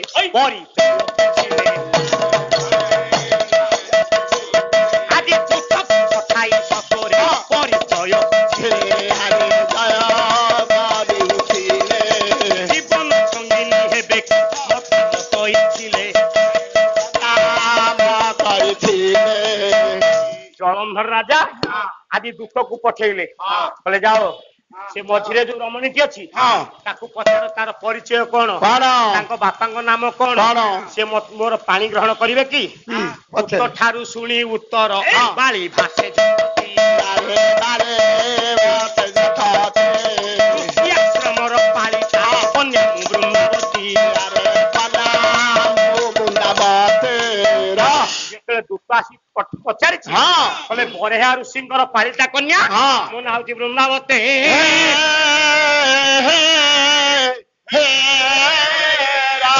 ଯେତେବେଳେ କହିଦେଇଛନ୍ତି ଦୂତକୁ କହିଲେ ତୁମେ ଯାଅ ଦେଖୁଛି ଆଜି ଜଳନ୍ଧରକୁ ଆଜି ଆପଣଙ୍କର ବୃନ୍ଦା କହିଲେ ଆହା ये केते सुंदर पुरुष आपनकर रघुवंश काव्य पद लिखिले तांकु देखुची वृंदा बोले बृढ़रस्क वृषस्कंद कंसु महाभुजा धर्मक्षम देहि ख्यात धर्म बसित बोले बृढ़रस्क वृषस्कंद विशाल वक्ष वृषभ कंद भली कंद उन्नत ताल गछ भली उच्च ताल गछ भली बाहु देखिबा पई एते सुंदर जे सत्य जेपरि क्षत्रिय मानकर नमूना नहीं ये जलंधर आसित पचारले कहले जाओ पचारो कहले एक नटवर धरा पद एक नथिबे सुंदर कोटि के गोटी के ये काटे के नाचेबा सुंदर कोटि के गोटी के ये काटे के बोले याक भली सुंदर कोटि के गोटी मु केबे देखि नाही तो बोले दुई दुगुणे लापाना दुई दुगुणे लापाना रे तोए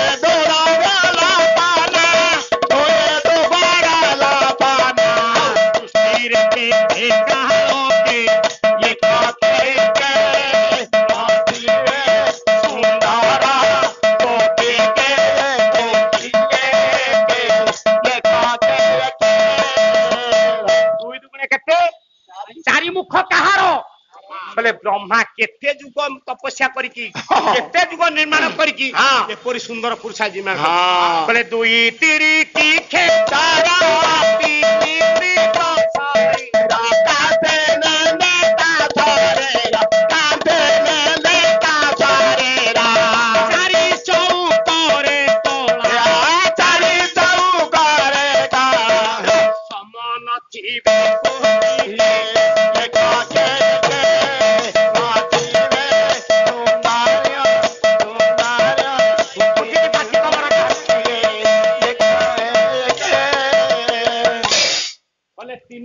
खेचर तीन तिरी केते ना नवग्रह मध्य सहित समान हेबेनी चारि चौकरे कला समान होइबे शशि के शशि कहिले चंद्र चंद्र मध्य कलंक अछि हेले अंक मुखरे कलंक नाही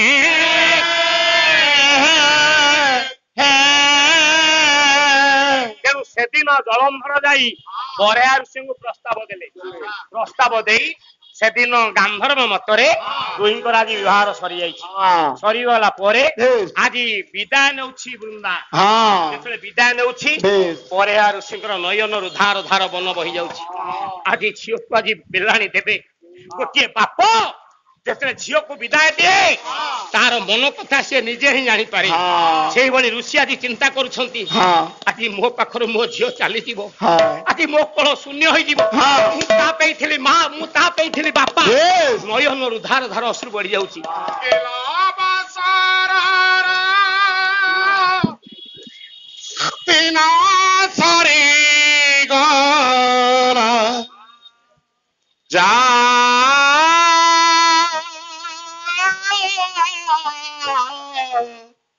तो सासू घर गेला बसारा तेना सरी गला जा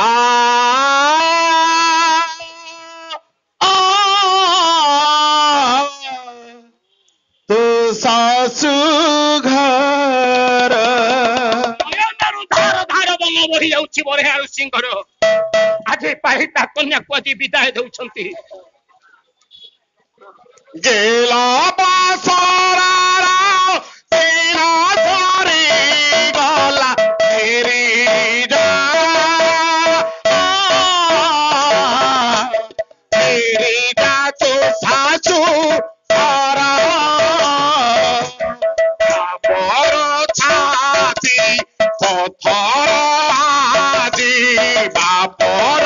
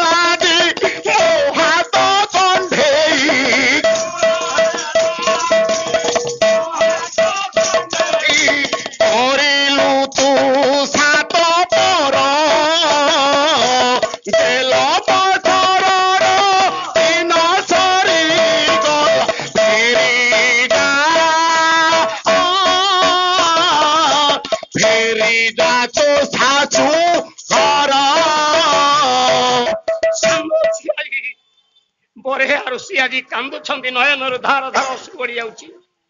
କହିଲେ ଅଗଣା ଏ ଘର ଏ ଦାଣ୍ଡ ଦୁଆର, ଏ ଅଗଣା ଏ ଘର ଏ ଦାଣ୍ଡ ଦୁଆର, ମତେ କଲା ଆଜି ମତେ ସାଥର, ଏ ଅଗଣା ଏ ଘର ଏ ଦାଣ୍ଡ ଦୁଆର,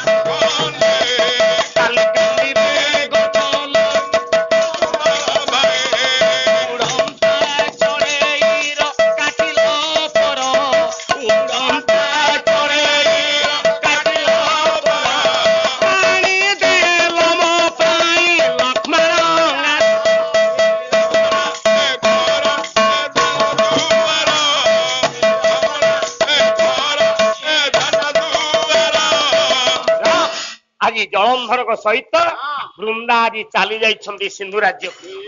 4 ଦିନ ପରେ ଯେତେବେଳେ ଆଜି ତାଙ୍କର ଦୁହିଁଙ୍କର ଆଜି ସେଦିନ ଭୋଜି ହେଇଛି, ସମସ୍ତ ରାକ୍ଷସ ମାନଙ୍କୁ ଡକା ଯାଇଛି, ସମସ୍ତେ ଆସିଛନ୍ତି ନିମନ୍ତ୍ରଣ ପାଇଁ। ଯେତେବେଳେ ନିମନ୍ତ୍ରଣ ପାଇଁ ସମସ୍ତେ ଆସିଛନ୍ତି, ଗୋଟେ ବିକଟାଳ ଶବ୍ଦ ଶୁଭିଲା। ଜଳନ୍ଧର ଚାହିଁଲେ, କହିଲେ କିଏ କିରେ? ଏ ବିକଟାଳ ରଡି କିଏ କରୁଛି? ନା ସିଏ ରାହୁ ଆଉ କେତୁ। ନା ରାହୁ କେତୁ ସମସ୍ତ ବୃତ୍ତାନ୍ତ ଆଜି କହିଦେଲେ ଶୁକ୍ରାଚାର୍ଯ୍ୟ। ମନ୍ତ୍ରୀ ଶୁକ୍ରାଚାର୍ଯ୍ୟ କହିଲେ ସମୁଦ୍ର ମନ୍ଥନ କରାଗଲା। ଗୋଟିଏ ପାର୍ଶ୍ୱରେ ଦେବତା, ଅନ୍ୟ ପାର୍ଶ୍ୱରେ ରାକ୍ଷସ। ସମୁଦ୍ରରୁ 14ଟି ପଦାର୍ଥ ବାହାରିଥିଲା। ଉଚ୍ଚେଶ୍ରବା ଅଶ୍ୱ, ପାରିଜାତ ଫୁଲ, ଐରାବତ ହସ୍ତି, ରମ୍ଭା, ଅମୃତ, ଚନ୍ଦ୍ର, ଶଙ୍ଖ, ଏହିପରି 14ଟା ପଦାର୍ଥ ଭିତରେ ଲକ୍ଷ୍ମୀ, ବିଷ, 14ଟା ପଦାର୍ଥ ଭିତରୁ ଦେବତା ମାନେ ସବୁ ନେଇକି ଚାଲିଗଲେ। ଅମୃତ ଯେତେବେଳେ ବାଣ୍ଟନ କଲେ, ଏତିକଳେ ଚନ୍ଦ୍ର ସୂର୍ଯ୍ୟଙ୍କ ମଝିରେ ବସି ପଡିଥିଲେ ରାହୁ। ଏ କଥା ଚନ୍ଦ୍ର ସୂର୍ଯ୍ୟ ଜାଣି ଭଗବାନ କୃଷ୍ଣଙ୍କୁ ଯେତେବେଳେ ନିର୍ଦ୍ଦେଶ ଦେଲେ, ଆଖି ଠାର ମାରିଲେ, ତାଙ୍କ ସୁଦର୍ଶନରେ ଆଜି ୟାକୁ ଦ୍ୱିଖଣ୍ଡ କରିଦେଇଛି। ତେଣୁ ଖାଇଛି ବୋଲି ସୁଧା, ଖାଇଛି ବୋଲି ସୁଧା, ରହିଛି ଅଧା ଆଉ ଶିରତା ରାହୁ ଗଣ୍ଡି କେତୁ। ଆସିଛି ଚନ୍ଦ୍ର ସୂର୍ଯ୍ୟ, ଆସିଛି ଚନ୍ଦ୍ର ସୂର୍ଯ୍ୟ, ପ୍ରବେଶୀ ରତ୍ନ ଭାଷ ଆଉ ଏମତ ବିଚାର ସେ କରି ସେ ଦେବ କୁଳ ଆଉ ସଦେବ ଦେବ କାଳ ଆଉ ସଦେବ ଦେବଙ୍କ କାଳ ଅଭିଛି ବଡ଼ ଖ୍ୟାତି ଆଜି ଜଳନ୍ଧର ନୃପତି ଅଭିଛି ବଡ଼ ଖ୍ୟାତି ଆଉ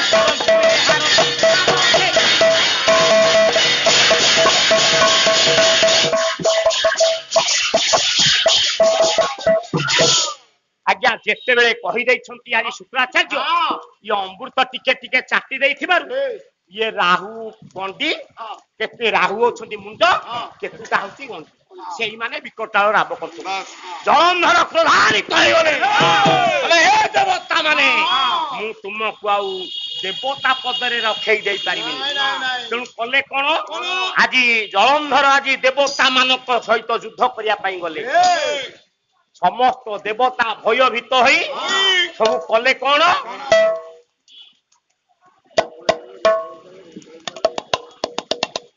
ନାରାୟଣ ପରମ ଦେବ କଣ ହେଲା? କଣ ଦେବି? ଆରେ କଣ ଦେବି? ମାନେ ଏମିତି ଗୋଟେ ଜିନିଷ ମୋ ପାଖରେ ଅଛି, ସେଇଟା ନେଲେ ଆମ ଘରର ଇଜ୍ଜତ ବଞ୍ଚିବ। ମୋ ପାଖରେ ଏମିତି ଗୋଟେ ଜିନିଷ ଅଛି, ସେଇଟାକୁ ତୁ ନେଲେ ତମ ଘରର ଇଜ୍ଜତ ରହିଯିବ। ମୋ ସ୍ତ୍ରୀ ରାଣ ଦେଇକି କହିଛି ମତେ, ସାରଙ୍କଠୁ ମାଗିକି ଆଣିବ। କଣ ନବୁ? ଆଜ୍ଞା ଏ ଫୁଲହାର ଏ ଫୁଲହାର କଣ ହବ? ଆଉ ଏ ଟଙ୍କା ପଇସା? ଟଙ୍କା ପଇସା ମୋ ଘରେ ତ ମୁଁ ଚାହା କରୁଛି ଲୋଟ ଜାଳିକି। ନୋଟ ରେ ଚାହା କରୁଛୁ। ଆଚ୍ଛା ଟାଉଲ ଟା ନବୁ? ନାଇଁ ନାଇଁ ଟାଉନ ଦରକାର ଆଉ ଏ ଡ୍ରେସ ଟା ନବୁ? ଡ୍ରେସ କଣ କରିବି? ମାଳି ଟା ନବୁ? ନାଇଁ ଆଜ୍ଞା। ଆଉ କଣଟା ନବୁ? ତାହେଲେ ସେ କହିଛି ଏତେ ଲୋକରେ କହିବି। ଆରେ ଯଦି ମୋ ପାଖରେ ଏମିତି ଗୋଟେ ଜିନିଷ ଅଛି, ହଁ। ନେଲେ ତୋ ଘର ଇଜ୍ଜତ ଟା ରହିଯିବ। ଆଜ୍ଞା। ମୁଁ ସେଇଟା ଦେଇଦେବି ଆଉ କଣ? ହଁ ସେଫ୍ଟି ପିନି। ସିଫ୍ଟି ପିନ୍ ଟା? ହଁ ଏ ସିଫ୍ଟି ପିନ୍ ଟା? ହଁ 4ଟା ଦରକାର। 4ଟା? ଆଜ୍ଞା। କାଇଁ? ମୋ ସ୍ତ୍ରୀ ବ୍ଲାଉଜ ରୁ ବଟମ ଛିଡି ଯାଇଛି 4ଟା ନେଲେ। କୋଉଠି ମିଳିଥିଲା କି? ଆଜ୍ଞା କୋଉଠି ମିଳିଥିଲା? ଏଇ ବାତ୍ୟାରୁ ମିଳିଥିଲା। ବାତ୍ୟାରୁ ଦେଇଥିଲେ? ହଁ। ସେଥିରେ ବଟମ ନାହିଁ? ନାଇଁ। ଏଇ 4ଟା ନେଇଗଲେ ନେଇକି ଗଲେ ଇଜ୍ଜତ ରହିଯିବ। ସେ ପିନ୍ଧିବ ସେଇଟା।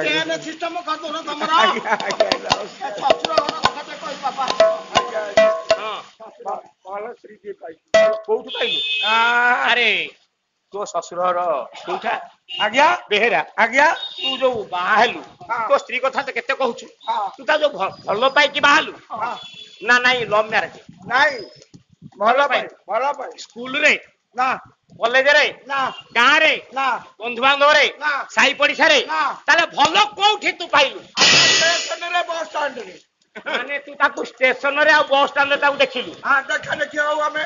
ଆଚ୍ଛା ସେଇଟାକୁ ଭଲ ପାଇଲୁ ହଁ। ଆ ସେ କଣ ସବୁବେଳେ ଷ୍ଟେସନ ଆଉ ବସ୍ ଷ୍ଟାଣ୍ଡରେ ବୁଲେ କି ନାଇଁ ମ ଆଉ ସିଏ ତାର କଲେରେ ଯାଏ ହଁ ମୋ କଲେରେ ମୁଁ ଯାଏ ମାନେ ସିଏ କେତେ କାହା କଲରେ ଯାଏ ହଁ ତୁ କେତେ କାହା କଲରେ ଯାଉ ଆଜ୍ଞା ଆଚ୍ଛା ସିଏ କେତେ କାହା କଲରେ ଯାଏ ବୋଲି ହଁ ତତେ କହିବା ପାଇଁ ଏଠି ଲଜ୍ଜା ମାରୁନି ଆଜ୍ଞା ସତ କଥା ଆଉ ମାନେ ସତ କଥା ଆଜ୍ଞା କଣ ସତ କଥା ସେ କେତେ କାହା ସାଙ୍ଗେ କୁଆଡେ ଯାଏ ମାନେ ସିଏ ପୁରା ପାଲାରେ ପାଳିଆଣି ଓହୋ ସେ ପାଲାରେ ପାଳିଆ ପାଳିଆଣି ଆଜ୍ଞା ତୁ ପାଳିଆ ହଁ ତେଣୁ ସମସ୍ତେ ଯାଇ ବସ୍ ଷ୍ଟାଣ୍ଡ ଆଉ ଷ୍ଟେସନରେ ଦେଖା ହୁଏ ଯେତେବେଳେ ଯୁଆଡେ ଯାଇ ଗଲା ଦେଖା ସାକ୍ଷାତ ହଉ। ତାପରେ ଦି ଜଣ ସେଠୁ ତମେ ଭଲ ପାପି ଭଲ ପାଇଲ ଆଜ୍ଞା ତାପରେ ପ୍ରସ୍ତାବ ପଡିଲା ହଁ। ତାପରେ ବିବାହ ହେଲା ଆଜ୍ଞା ଆଚ୍ଛା ବେହେରା ଆଜ୍ଞା ବିବାହ ହେଲା ହଁ ତମର ବାସର ରାତି ହେଇଥିବ ହଁ ହେଲା ଆଚ୍ଛା ବାସର ରାତିରେ ହଁ ପୁଅ ଝିଅକୁ 4ଟା ଜିନିଷ ଦିଏ ଆଉ ଝିଅ ପୁଅକୁ 4ଟା ଜିନିଷ ଦିଏ ଆଜ୍ଞା ଆଜ୍ଞା ତମେ ଦିଆ ଦେଇ ହେଇଥିଲ କି କଥା କହୁଛ ସେଗୁଡାକ ଦବୁନି ଆଚ୍ଛା ତମେ ତାକୁ କଣ ଦେଇଥିଲ ଆଜ୍ଞା ସିଏ ତମକୁ କଣ ଦେଇଥିଲା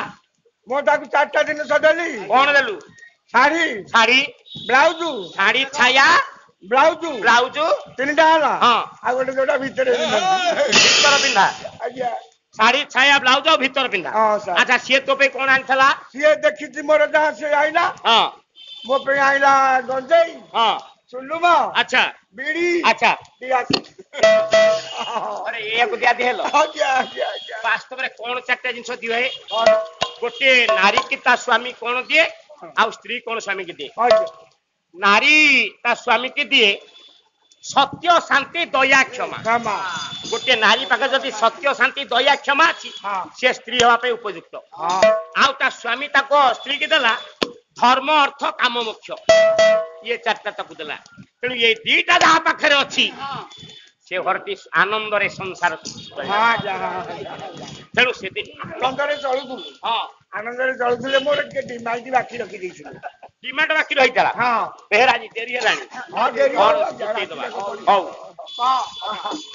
ଆଜ୍ଞା ଡିମାଣ୍ଡ ବାକି ରହିଥିଲେ ମୁଁ ରାଗରେ ତାଙ୍କ ଘରକୁ ଯାଉନି ଆଚ୍ଛା ଶାଶୁ ଦିନେ ଖବର ପଠେଇଲେ ଶାଶୁ ଖବର ଦେଲେ ହଁ କଣ କହିଲେ ବୋଲେ ଜ୍ୱାଇଁ ପୁଅ ଯୋଉ ସଜରେ ଆସ ସେଇ ସଜରେ ଆସ ତମେ ଭାବିଲ ଯେ ଡିମାଣ୍ଡ ଟା ମତେ ଦେବେ ଆଉ ଦେବେ ବୋଧେ ତମେ ଆଉ। ସାଙ୍ଗେ ସାଙ୍ଗେ ସେଇ ସଜାରେ ବାହାରିଲ ଗଲି ଆଚ୍ଛା ଆଉ। କଣ ନେଇକି ଗଲ କଣ ନେବି ଆଜ୍ଞା ହୁଁ ଗୋଟେ ଶେଉଳ ମାଛ ପାଇଲି ଗୋଟେ ଶେଉଳ ମାଛଟେ କିଣିଲ ହଁ ଆଚ୍ଛା ନେଇକି ସନ୍ଧ୍ୟାବେଳେ ବାହାରିଲ ବାହାରି ଆଚ୍ଛା ଯେତେବେଳେ ଗଲ ରାତିରେ କଣ ହେଲା ବାଟରେ କଣ ହେଲା ଶଳା ହଳ ବୁଲୁଛି ଆଚ୍ଛା ତମେ ସିଧା ଘରକୁ ଗଲ ନା ନାଇଁ କିଛି ନାଇଁ ତାଙ୍କୁ କହିଲି ବିଲ ବାଟ ବସିକି ପଳେଇବି ସିଧା ହବ ମାନେ ଆଉ। ପାଖ ହବ ବିଲ ବାଟରେ ଗଲେ ହେରି ଗଲେ ହେରି ଆଉ। ତାପରେ କଣ ହେଲା ଶଳା ହଳ ବୁଲଉଥିଲା ଆଚ୍ଛା ବଡ ଶଳା କହିଲା କିଏ କୁଣିଆ କୁଆଡେ ମୁଁ କହିଲି ଯାଉଛି ତମରି ଘରକୁ ପୁରା ନା ଅଚାଟେ ଅଛି ହଳ ବୁଲେଇ ଦେଲେ ସାଙ୍ଗ ହେଇକି ଯିବା ହଳ ବୁଲେଇ ଦେଇ ସାଙ୍ଗ ହେଇକି ଯିବା ଯିବା ତମେ ସେଠି ବସିଲ ହୁଡାରେ ବସିଲି ଉଡାରେ ତାପରେ କଣ ହେଲା ସେ ବଳଦ ଧଇଲା ମାନେ ଫିଟେଇଲା ହଁ ମୁଁ ଅଟୋ ତା ପଛେ ପଛେ ଗଲି ସେ ହଳ ନେଇକି ଆଗେ ଆଗେ ଆଗେ ଗଲା ଗଲା ହେଲେ ଘରକୁ ଗଲୁ ହଁ ତମର ଟିକେ ଦୋଷ ଥାଏ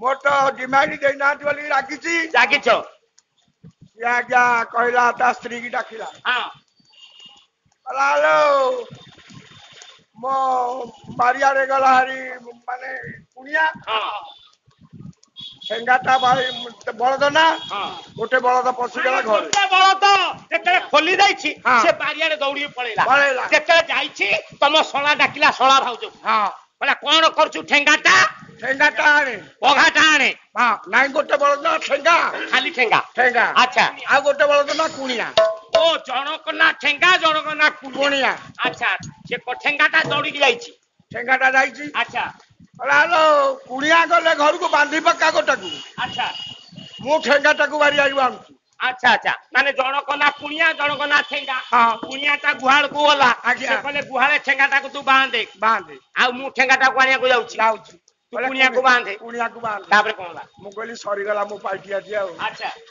କଣ କହିଲାଣି କୁଣିଆକୁ ବାନ୍ଧି ପକା ମୁଁ ବାରି ଆଣି ଠେଙ୍ଗାଟା ଆଣୁଛି ହଁ ଆଜ୍ଞା ମୁଁ ତ ଅଟରଛା କିଛି ଜାଣୁନି ସେ ଆଉ ମୁଁ ଅଟରଛା ହଁ ତମେ ଚିନ୍ତା କଲ ମୁଁ ଡିମାଣ୍ଡ ନେବାକୁ ଆସିଛି ମତେ ଗୋଟେ ପ୍ଲାନ ରେ ଡାକି ମତେ କଣ ବାନ୍ଧିକି ବାଡେଇବା ପାଇଁ ଚାହିଁଲେ ବାଡେଇବେ ବୋଧେ ଆଉ ତାପରେ କଣ ହେଲା ମୁଁ ତାଙ୍କ ଘରକୁ ନଗେଇକି ଯାଇକି ଦଦା ଶ୍ୱଶୁର ଘରେ ବସିଲି ତ ତା ଶ୍ୱଶୁର ବସିଲ ବସିଲି ତାପରେ କଣ ହେଲା ସେ ବଳଦକୁ ବାନ୍ଧି ଦେଲେ ଆଚ୍ଛା କହିଲେ ଆଜି ଗୋଟେ ଗଞ୍ଜା ରଖିଥିଲେ ସିଏ ଦେଶୀ ଗଞ୍ଜା କହିଲେ ଆଜି କୁଣିଆକୁ ଶେଷ କରିଦବା ଆଉ ମାନେ ଦେଶୀ ଗଞ୍ଜାଟିଏ ଥିଲା ହଁ ତାକୁ ଚିନ୍ତା କଲେ ଆଜି କୁଣିଆ ଆସିଛନ୍ତି ହଁ ତାକୁ ଶେଷ କରିଦବା ଆଉ ଶେଷ କରିଦବା ତମ କାନରେ ଶେଷ କରିଦବାଟା ପଡିଛି ଆଉ ମୁଁ କହିଲି ସରିଗଲା ମୋ ପାଇଟି କାହିଁକି ଆଚ୍ଛା ତାପରେ କଣ କହିଲେଣି କୁଣିଆକୁ ଶେଷ କରିଦେବେ ଆଚ୍ଛା ସିଏ ଗଞ୍ଜାଟାକୁ ମାରିବେ ବୋଲି କହୁଛନ୍ତି ଆଚ୍ଛା ମୁଁ ଜାଣିପାରୁନି ହଁ ବାହାରି ପଇଲି ଦଦା ଶ୍ୱଶୁର ଘର ଆଡୁ ଆଚ୍ଛା କାହାକୁ କିଛି ନ କହିକି ହଁ ତାଙ୍କ ନଡା ଗଦା ତଳେ ଯାଇକି ଲୁଚିଲି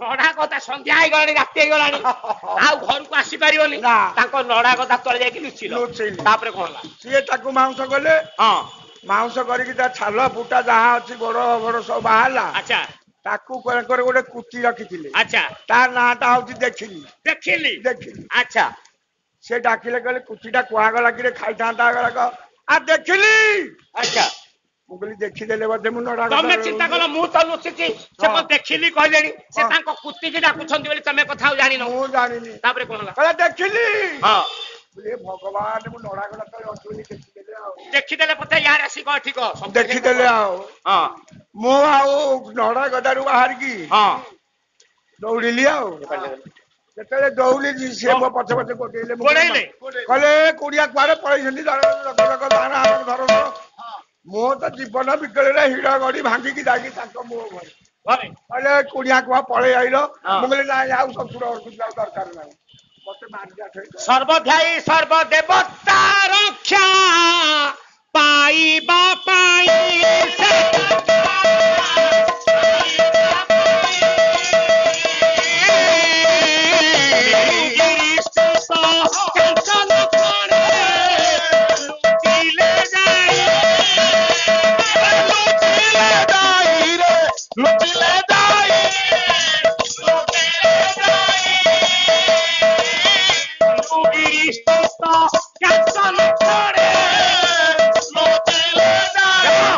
ତେଣୁ ଜଳନ୍ଧର ଭୟରେ ଦେବତା ମାନେ ଯାଇ ମେରୁଗିରି କାଞ୍ଚନ କୋରରେ ଲୁଚି ଆତ୍ମଗୋପନ କଲେ ସମସ୍ତେ ନାରାୟଣକୁ ଡାକିଲେ ହେ ଠାକୁରେ ଆମକୁ ଏ ବିପଦରୁ ଆଜି ରକ୍ଷା କର ନାରାୟଣ ଆସିଲେ ଜଳନ୍ଧର ସହିତ ଯୁଦ୍ଧ କଲେ ଆଜ୍ଞା ଜଳନ୍ଧର ସହିତ ଯୁଦ୍ଧ କଲେ ଆଜି ନାରାୟଣ ପରାସ୍ତ ହୋଇ ତଳେ ପଡିଛନ୍ତି ଜଳନ୍ଧର ମାରି ବସିଛି ଧରା ଆଜି ପଡିଅଛ ତୁମେ ଧରା ଆଜି ପଡିଅଛ ବଡ ଦାଗି ବଡ ଚୋର ଧରା ଆଜି ପଡିଅଛ ବଡ ଦାଗି ବଡ ଚୋର ଧରା ଆଜି ପଡିଅଛ ଆଜି ଧରା ପଡିଛ ଯେତେବେଳେ ମାରି ବସିଛନ୍ତି ଜଳନ୍ଧର ମାରି ବସିଛି ଉପରେ ପଡିଛନ୍ତି ନାରାୟଣ ତଳେ ଏଇଠି ନାରାୟଣ କହିଲେ ଜଳନ୍ଧର ଆରେ ତୁ ମତେ ମାରିଦବୁ ମୋର କିଛି ଅସୁବିଧା ନାହିଁ ହେଲେ ତୋ ଭଉଣୀଟା ବିଧବା ହେଇଯିବ ରେ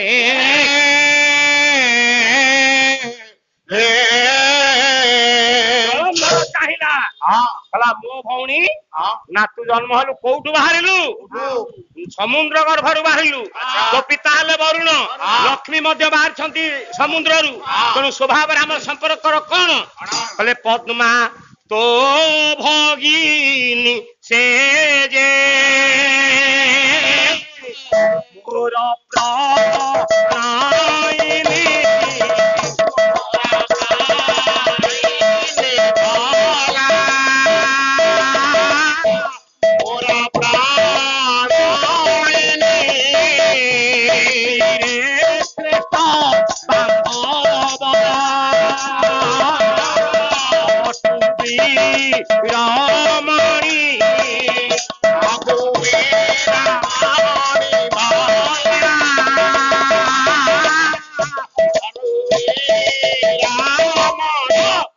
ପଦ୍ମା ହଉଛି ତୋରି ଭଉଣୀ ବାସ୍ତବରେ ତୁ ହଉଛୁ ଶଳା ତୁ ଯଦି ମତେ ମାରିଦବୁ ତୋ ଭଉଣୀଟା ବିଧବା ହେଇଯିବ ନା ତମକୁ ମାରିବିନି ଏମିତି ଆଜି ଅବସ୍ଥା କରିବି ବୋଲେ ଏତେ ଦିନ ପରେ ଧରା ପଡିଛ ନା ଧରା ଆଜି ପଡିଅଛ ବଡ ଦାଗି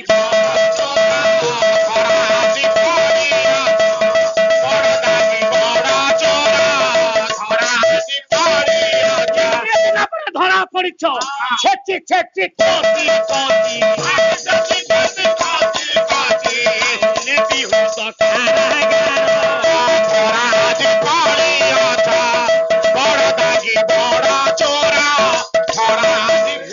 ଏତେ ଦିନ ପରେ ଧରା ପଡିଛ ଆଜି ଛେଚି ଛେଚି କଚି କଚି କି ତମକୁ ବାନ୍ଧିକି ଆଜି ମୁଁ ନେବି ହସିଲେ ନାରାୟଣ କହିଲେ କୋଉଥିରେ ବାନ୍ଧିବୁ କୋଉଥିରେ ମତେ ବାନ୍ଧିକି ନବୁ ନା ଭାବ ଦଉଡ଼ିରେ କରିବି ପ୍ରଭୁ ତୋତେ ବନ୍ଧନ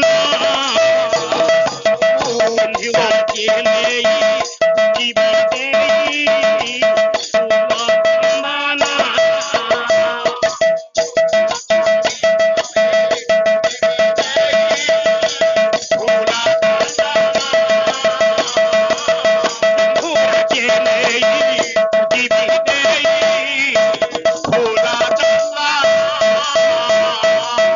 ସାପ ଦଉଡ଼ିରେ ବାନ୍ଧିକି ସିନ୍ଧୁ ରାଜ୍ୟରେ ତେତେ ଫୁଲ ଚନ୍ଦନ ଦେଇ ଆଜି ମୋ ଭଉଣୀ ଆଉ ଭିଣୋଇକି ମୁଁ ପୂଜା କରିବି ରେ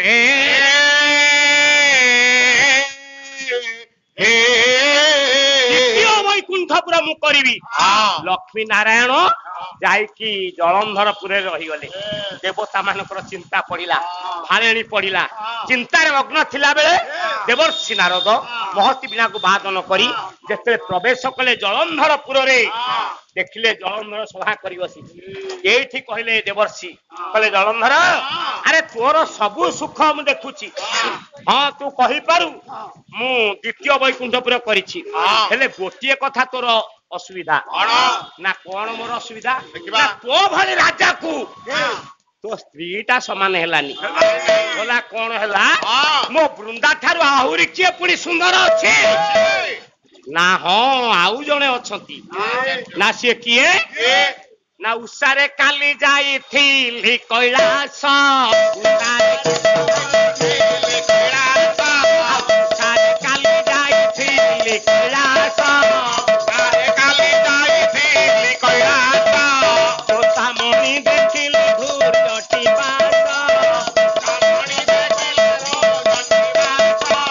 ରସା ଭୂଷା କେତୋଷା ନୟନ ତାରା ଆଉ ବସିଲେ ସେ ତ କୋଟି ସଂଖ୍ୟା ତୋରା।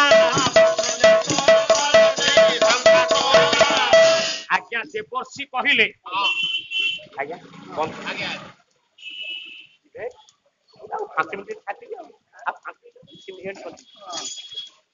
ଯେତେବେଳେ କହିଦେଲେ ଆଜ୍ଞା ଦେବତା ମାନଙ୍କୁ ରକ୍ଷା କରିବା ପାଇଁ କଥା ଦେଇକି ଯାଇଛନ୍ତି ତେଣୁ ଜଳନ୍ଧର ମୁଣ୍ଡଟାକୁ ଆଉ ବିଗାଡି ଦେଲେ।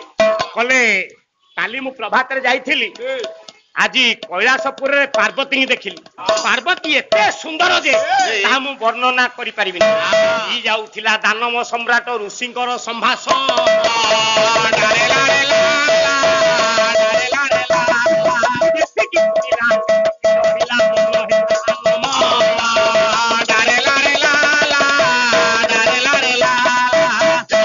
ବର୍ଷି ଯାଅ ହେ ନାରଦ ଯାଅ ସଭାସଦ ଜନ ଉମାନ ଆସିଲେ ନ ହୋଇବ ସଭା ଜଳନ୍ଧରର ଏ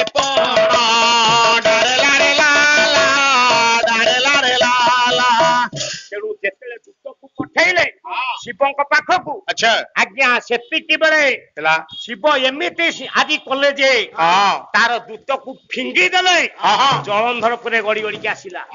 ତେଣୁ ଆଜି ଦୂତ କଷ୍ଟ ପାଇଥିବାରୁ ରାଜା ଜଳନ୍ଧର ଶିବଙ୍କ ସହିତ ଯୁଦ୍ଧ କରିଛି। ଆଜ୍ଞା ଶିବଙ୍କ ସହିତ ଯୁଦ୍ଧ କଲା ଆଜ୍ଞା ଚିନ୍ତା କଲା ଜଳନ୍ଧର ଯୋଉ ପାର୍ବତୀ ପାଇଁ ମୁଁ ଆଜି ଏତେ କଷ୍ଟ କଲି ମୁଁ ତ ସେ ପାର୍ବତୀକି ଟିକେ ଦେଖି ପାରିଲିନି ତେଣୁ ମାୟା ଶିବକୁ ରଖି ନିଜେ ପାର୍ବତୀଙ୍କ ପୁରକୁ ଛଦ୍ମ ବସରେ ଶିବ ରୂପରେ ଆସିଲେ।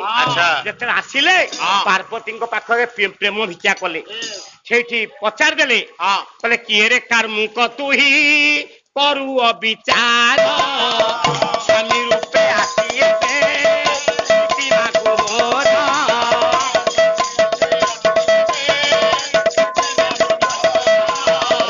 ମୋ ସ୍ୱାମୀ ରୂପ ଧାରଣ କରି ମୋ ସ୍ୱାମୀ କାର୍ମୁକ ନୁହନ୍ତି ତୁ କିଏ ଗୋଟେ କାର୍ମୁକ ଆସିଛୁ ତୋ ରୂପ ଦେଖାଲ ତ ଅଭିଶାପ ଦେବି।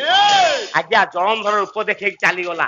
ଏକଥା ଦେବତା ମାନେ ନାରାୟଣକୁ ଡାକିଲେ ନାରାୟଣ କଲେ କଣ ନା ସେ ଯଦି କପଟ କରିପାରିଲା ତାହେଲେ ଆମେ ମଧ୍ୟ କପଟ କରିପାରିବା।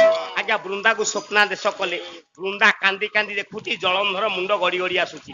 ଭାଲୁ ମାଙ୍କଡ ମାନେ ଆସି ଜଳନ୍ଧର ମାୟା ମୁଣ୍ଡକୁ ଯେତେବେଳେ ଦେଖେଇ ଦେଲେ ମୁଣ୍ଡ ପିଟି ଦେଲା ବୃନ୍ଦା।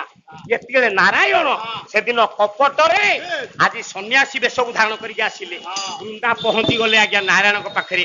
ସେ ତ ଆଉ ଜାଣିନାହାନ୍ତି ନାରାୟଣ ବୋଲି ସନ୍ନ୍ୟାସୀ ବୋଲି ପଚାରିଦେଲେ ମୋ ସ୍ୱାମୀ କେମିତି ଅଛନ୍ତି ନା ତମେ ଆଖି ବନ୍ଦ କର ତମ ସ୍ୱାମୀ କି ତମେ ଦେଖିପାରିବ। ଏତିକି ବେଳେ ନାରାୟଣ କଲେ କଣ ନା ଜଳନ୍ଧର ପୁଅକୁ ଧାରଣ କଲେ। ଦେଖିଦେଲା ବୃନ୍ଦା କୋଳରେ ଯେତେବେଳେ ବସି ପଡିଛି ଚିତ୍କାର ଆସିଲା ବୃନ୍ଦା ତୁମେ ଅସତୀ, ବୃନ୍ଦା ତୁମେ ଅସତୀ। ଏଣେ ବିନାଶ କରିଦେଲେ ଶିବ। ଗଣ୍ଡି ମୁଣ୍ଡ ଅଲଗା ହେଇଯାଇଛି। ଯେତେବେଳେ ଅଲଗା ହେଇଯାଇଛି ଏଇଠି କହିଲା ଆଜି ଆପଣଙ୍କର ଜଳନ୍ଧର କହିଲେ ବନ୍ଧୁ ଅରଚନା କରିଥିଲି ବୋଲି ସିଂହ ତାରରେ ବିପତ୍ତି।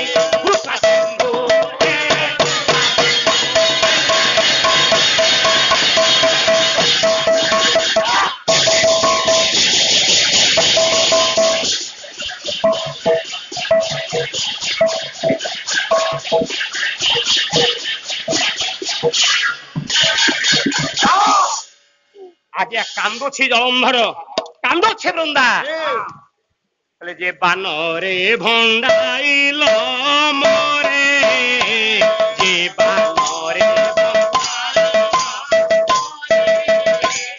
আহা হইবে সেই বানরে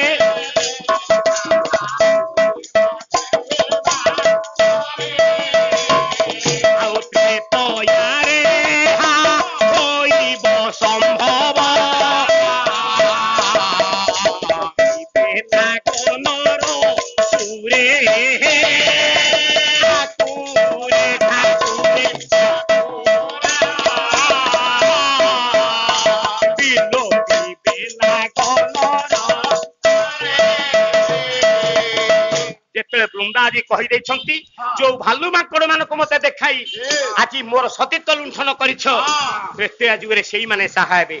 ଆଜି ନାରାୟଣ କହିଲେ ତୋ ନାମ ବୃନ୍ଦା ମୋ ନାମ ବୃନ୍ଦାବତୀ ହେଉ, ତୋ ନାମ ତୁଳସୀ, ତୋ ନାମ ତୁଳସୀ ବୋଲାଉ, ତୋ ନାମ ତୁଳସୀ ବୋଲାଉ। ଆଜିଠାରୁ ମୁଁ ହେଲେ ବୃନ୍ଦାବତୀ, ତମେ ତୁଳସୀ ହେଇ ମୋ ମୁଣ୍ଡରେ ଶୋଭା ପାଇବ।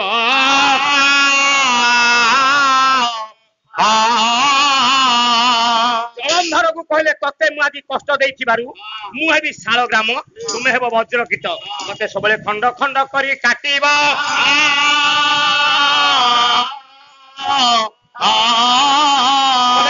ଯୁଗେ ତୋର ସତ୍ୟବତୀ ନାମ, ତ୍ରେତୟା ଯୁଗେ ମାଳତୀ, ତ୍ରେତୟା ଯୁଗେ ମାଳତୀ ତୋର ନାମ, ତ୍ରେତୟା ଯୁଗେ ମାଳତୀ, ଦ୍ୱାପର ଯୁଗରେ ନାମ ତ ତ୍ରିପୁରା, କଳି ଯୁଗେ ବୃନ୍ଦାବତୀ, କଳି ଯୁଗେ ବୃନ୍ଦାବତୀ, ମୂଳେ ତୋର ଗଙ୍ଗା ଡାଳେ ତୋର ବିଷ୍ଣୁ ପତେ ଦେବତାଙ୍କ ବାସ, ମୂଳେ ତୋର ତାଙ୍କ ବାସ, ଭଲ ପତେ ଦେବତାଙ୍କ ବାସ, ସେ ପତ ପଡ଼ିଲେ ମଣୁଇ ହୁଇ, କହଇ ଗୋରେ କଦାସ, କହଇ ଗୋରେ କଦାସ। ତେଣୁ ଆଜି ବୃନ୍ଦାବତୀ ଉଦ୍ଧାର ହେଇଛି, ପ୍ରଭୁଙ୍କ ମସ୍ତକରେ ସର୍ବଦା ଶୋଭା ପାଉଛି। ଆଜି ଜଳନ୍ଧର ଆଜି ବଜ୍ର କୀଟ ହୋଇ ଆଜି ଶାଳ ଗ୍ରାମ ଖଣ୍ଡ ଖଣ୍ଡ କରୁଛି। ଆଉ ଶୁଣୁଥିଲେ ଗୁଣୁଥିଲେ ମୋର ପଣ୍ଡିତ ମଣ୍ଡଳୀ, ଭଲାରେ ଭଲା ପଣ୍ଡିତ ମଣ୍ଡଳୀ, ବିଷମାନ ନେଉଥିଲେ ଭାରି, ଭଲାରେ ଭଲା ଦେଉଥିଲେ ଥିଲେ କ୍ଷମା ଦେବ ପଣ୍ଡିତ ସାଗର, ଭଲାରେ ଭଲା ପଣ୍ଡିତ ଯାହା ଯାହା ନ୍ୟାୟ ମାନ ହେଲା କାର, ମା ମାଉସୀ କି ମୋର କରୁଅଛି ଆନନ୍ଦ ଦେଉଥିବ ହୁଳ ହୁଳି, ହୁଳି ହରି ବୋଲ ଏକ ସଂରକ୍ଷଣ ମହାବାହୁ ଆନନ୍ଦ ସାଗରେ ବୀର ଦରବାରେ ହରିବୋଲ ହୁଳହୁଳି ଦିଅ ଏ ସଂସାରର ଦୁଃଖ ଦୂର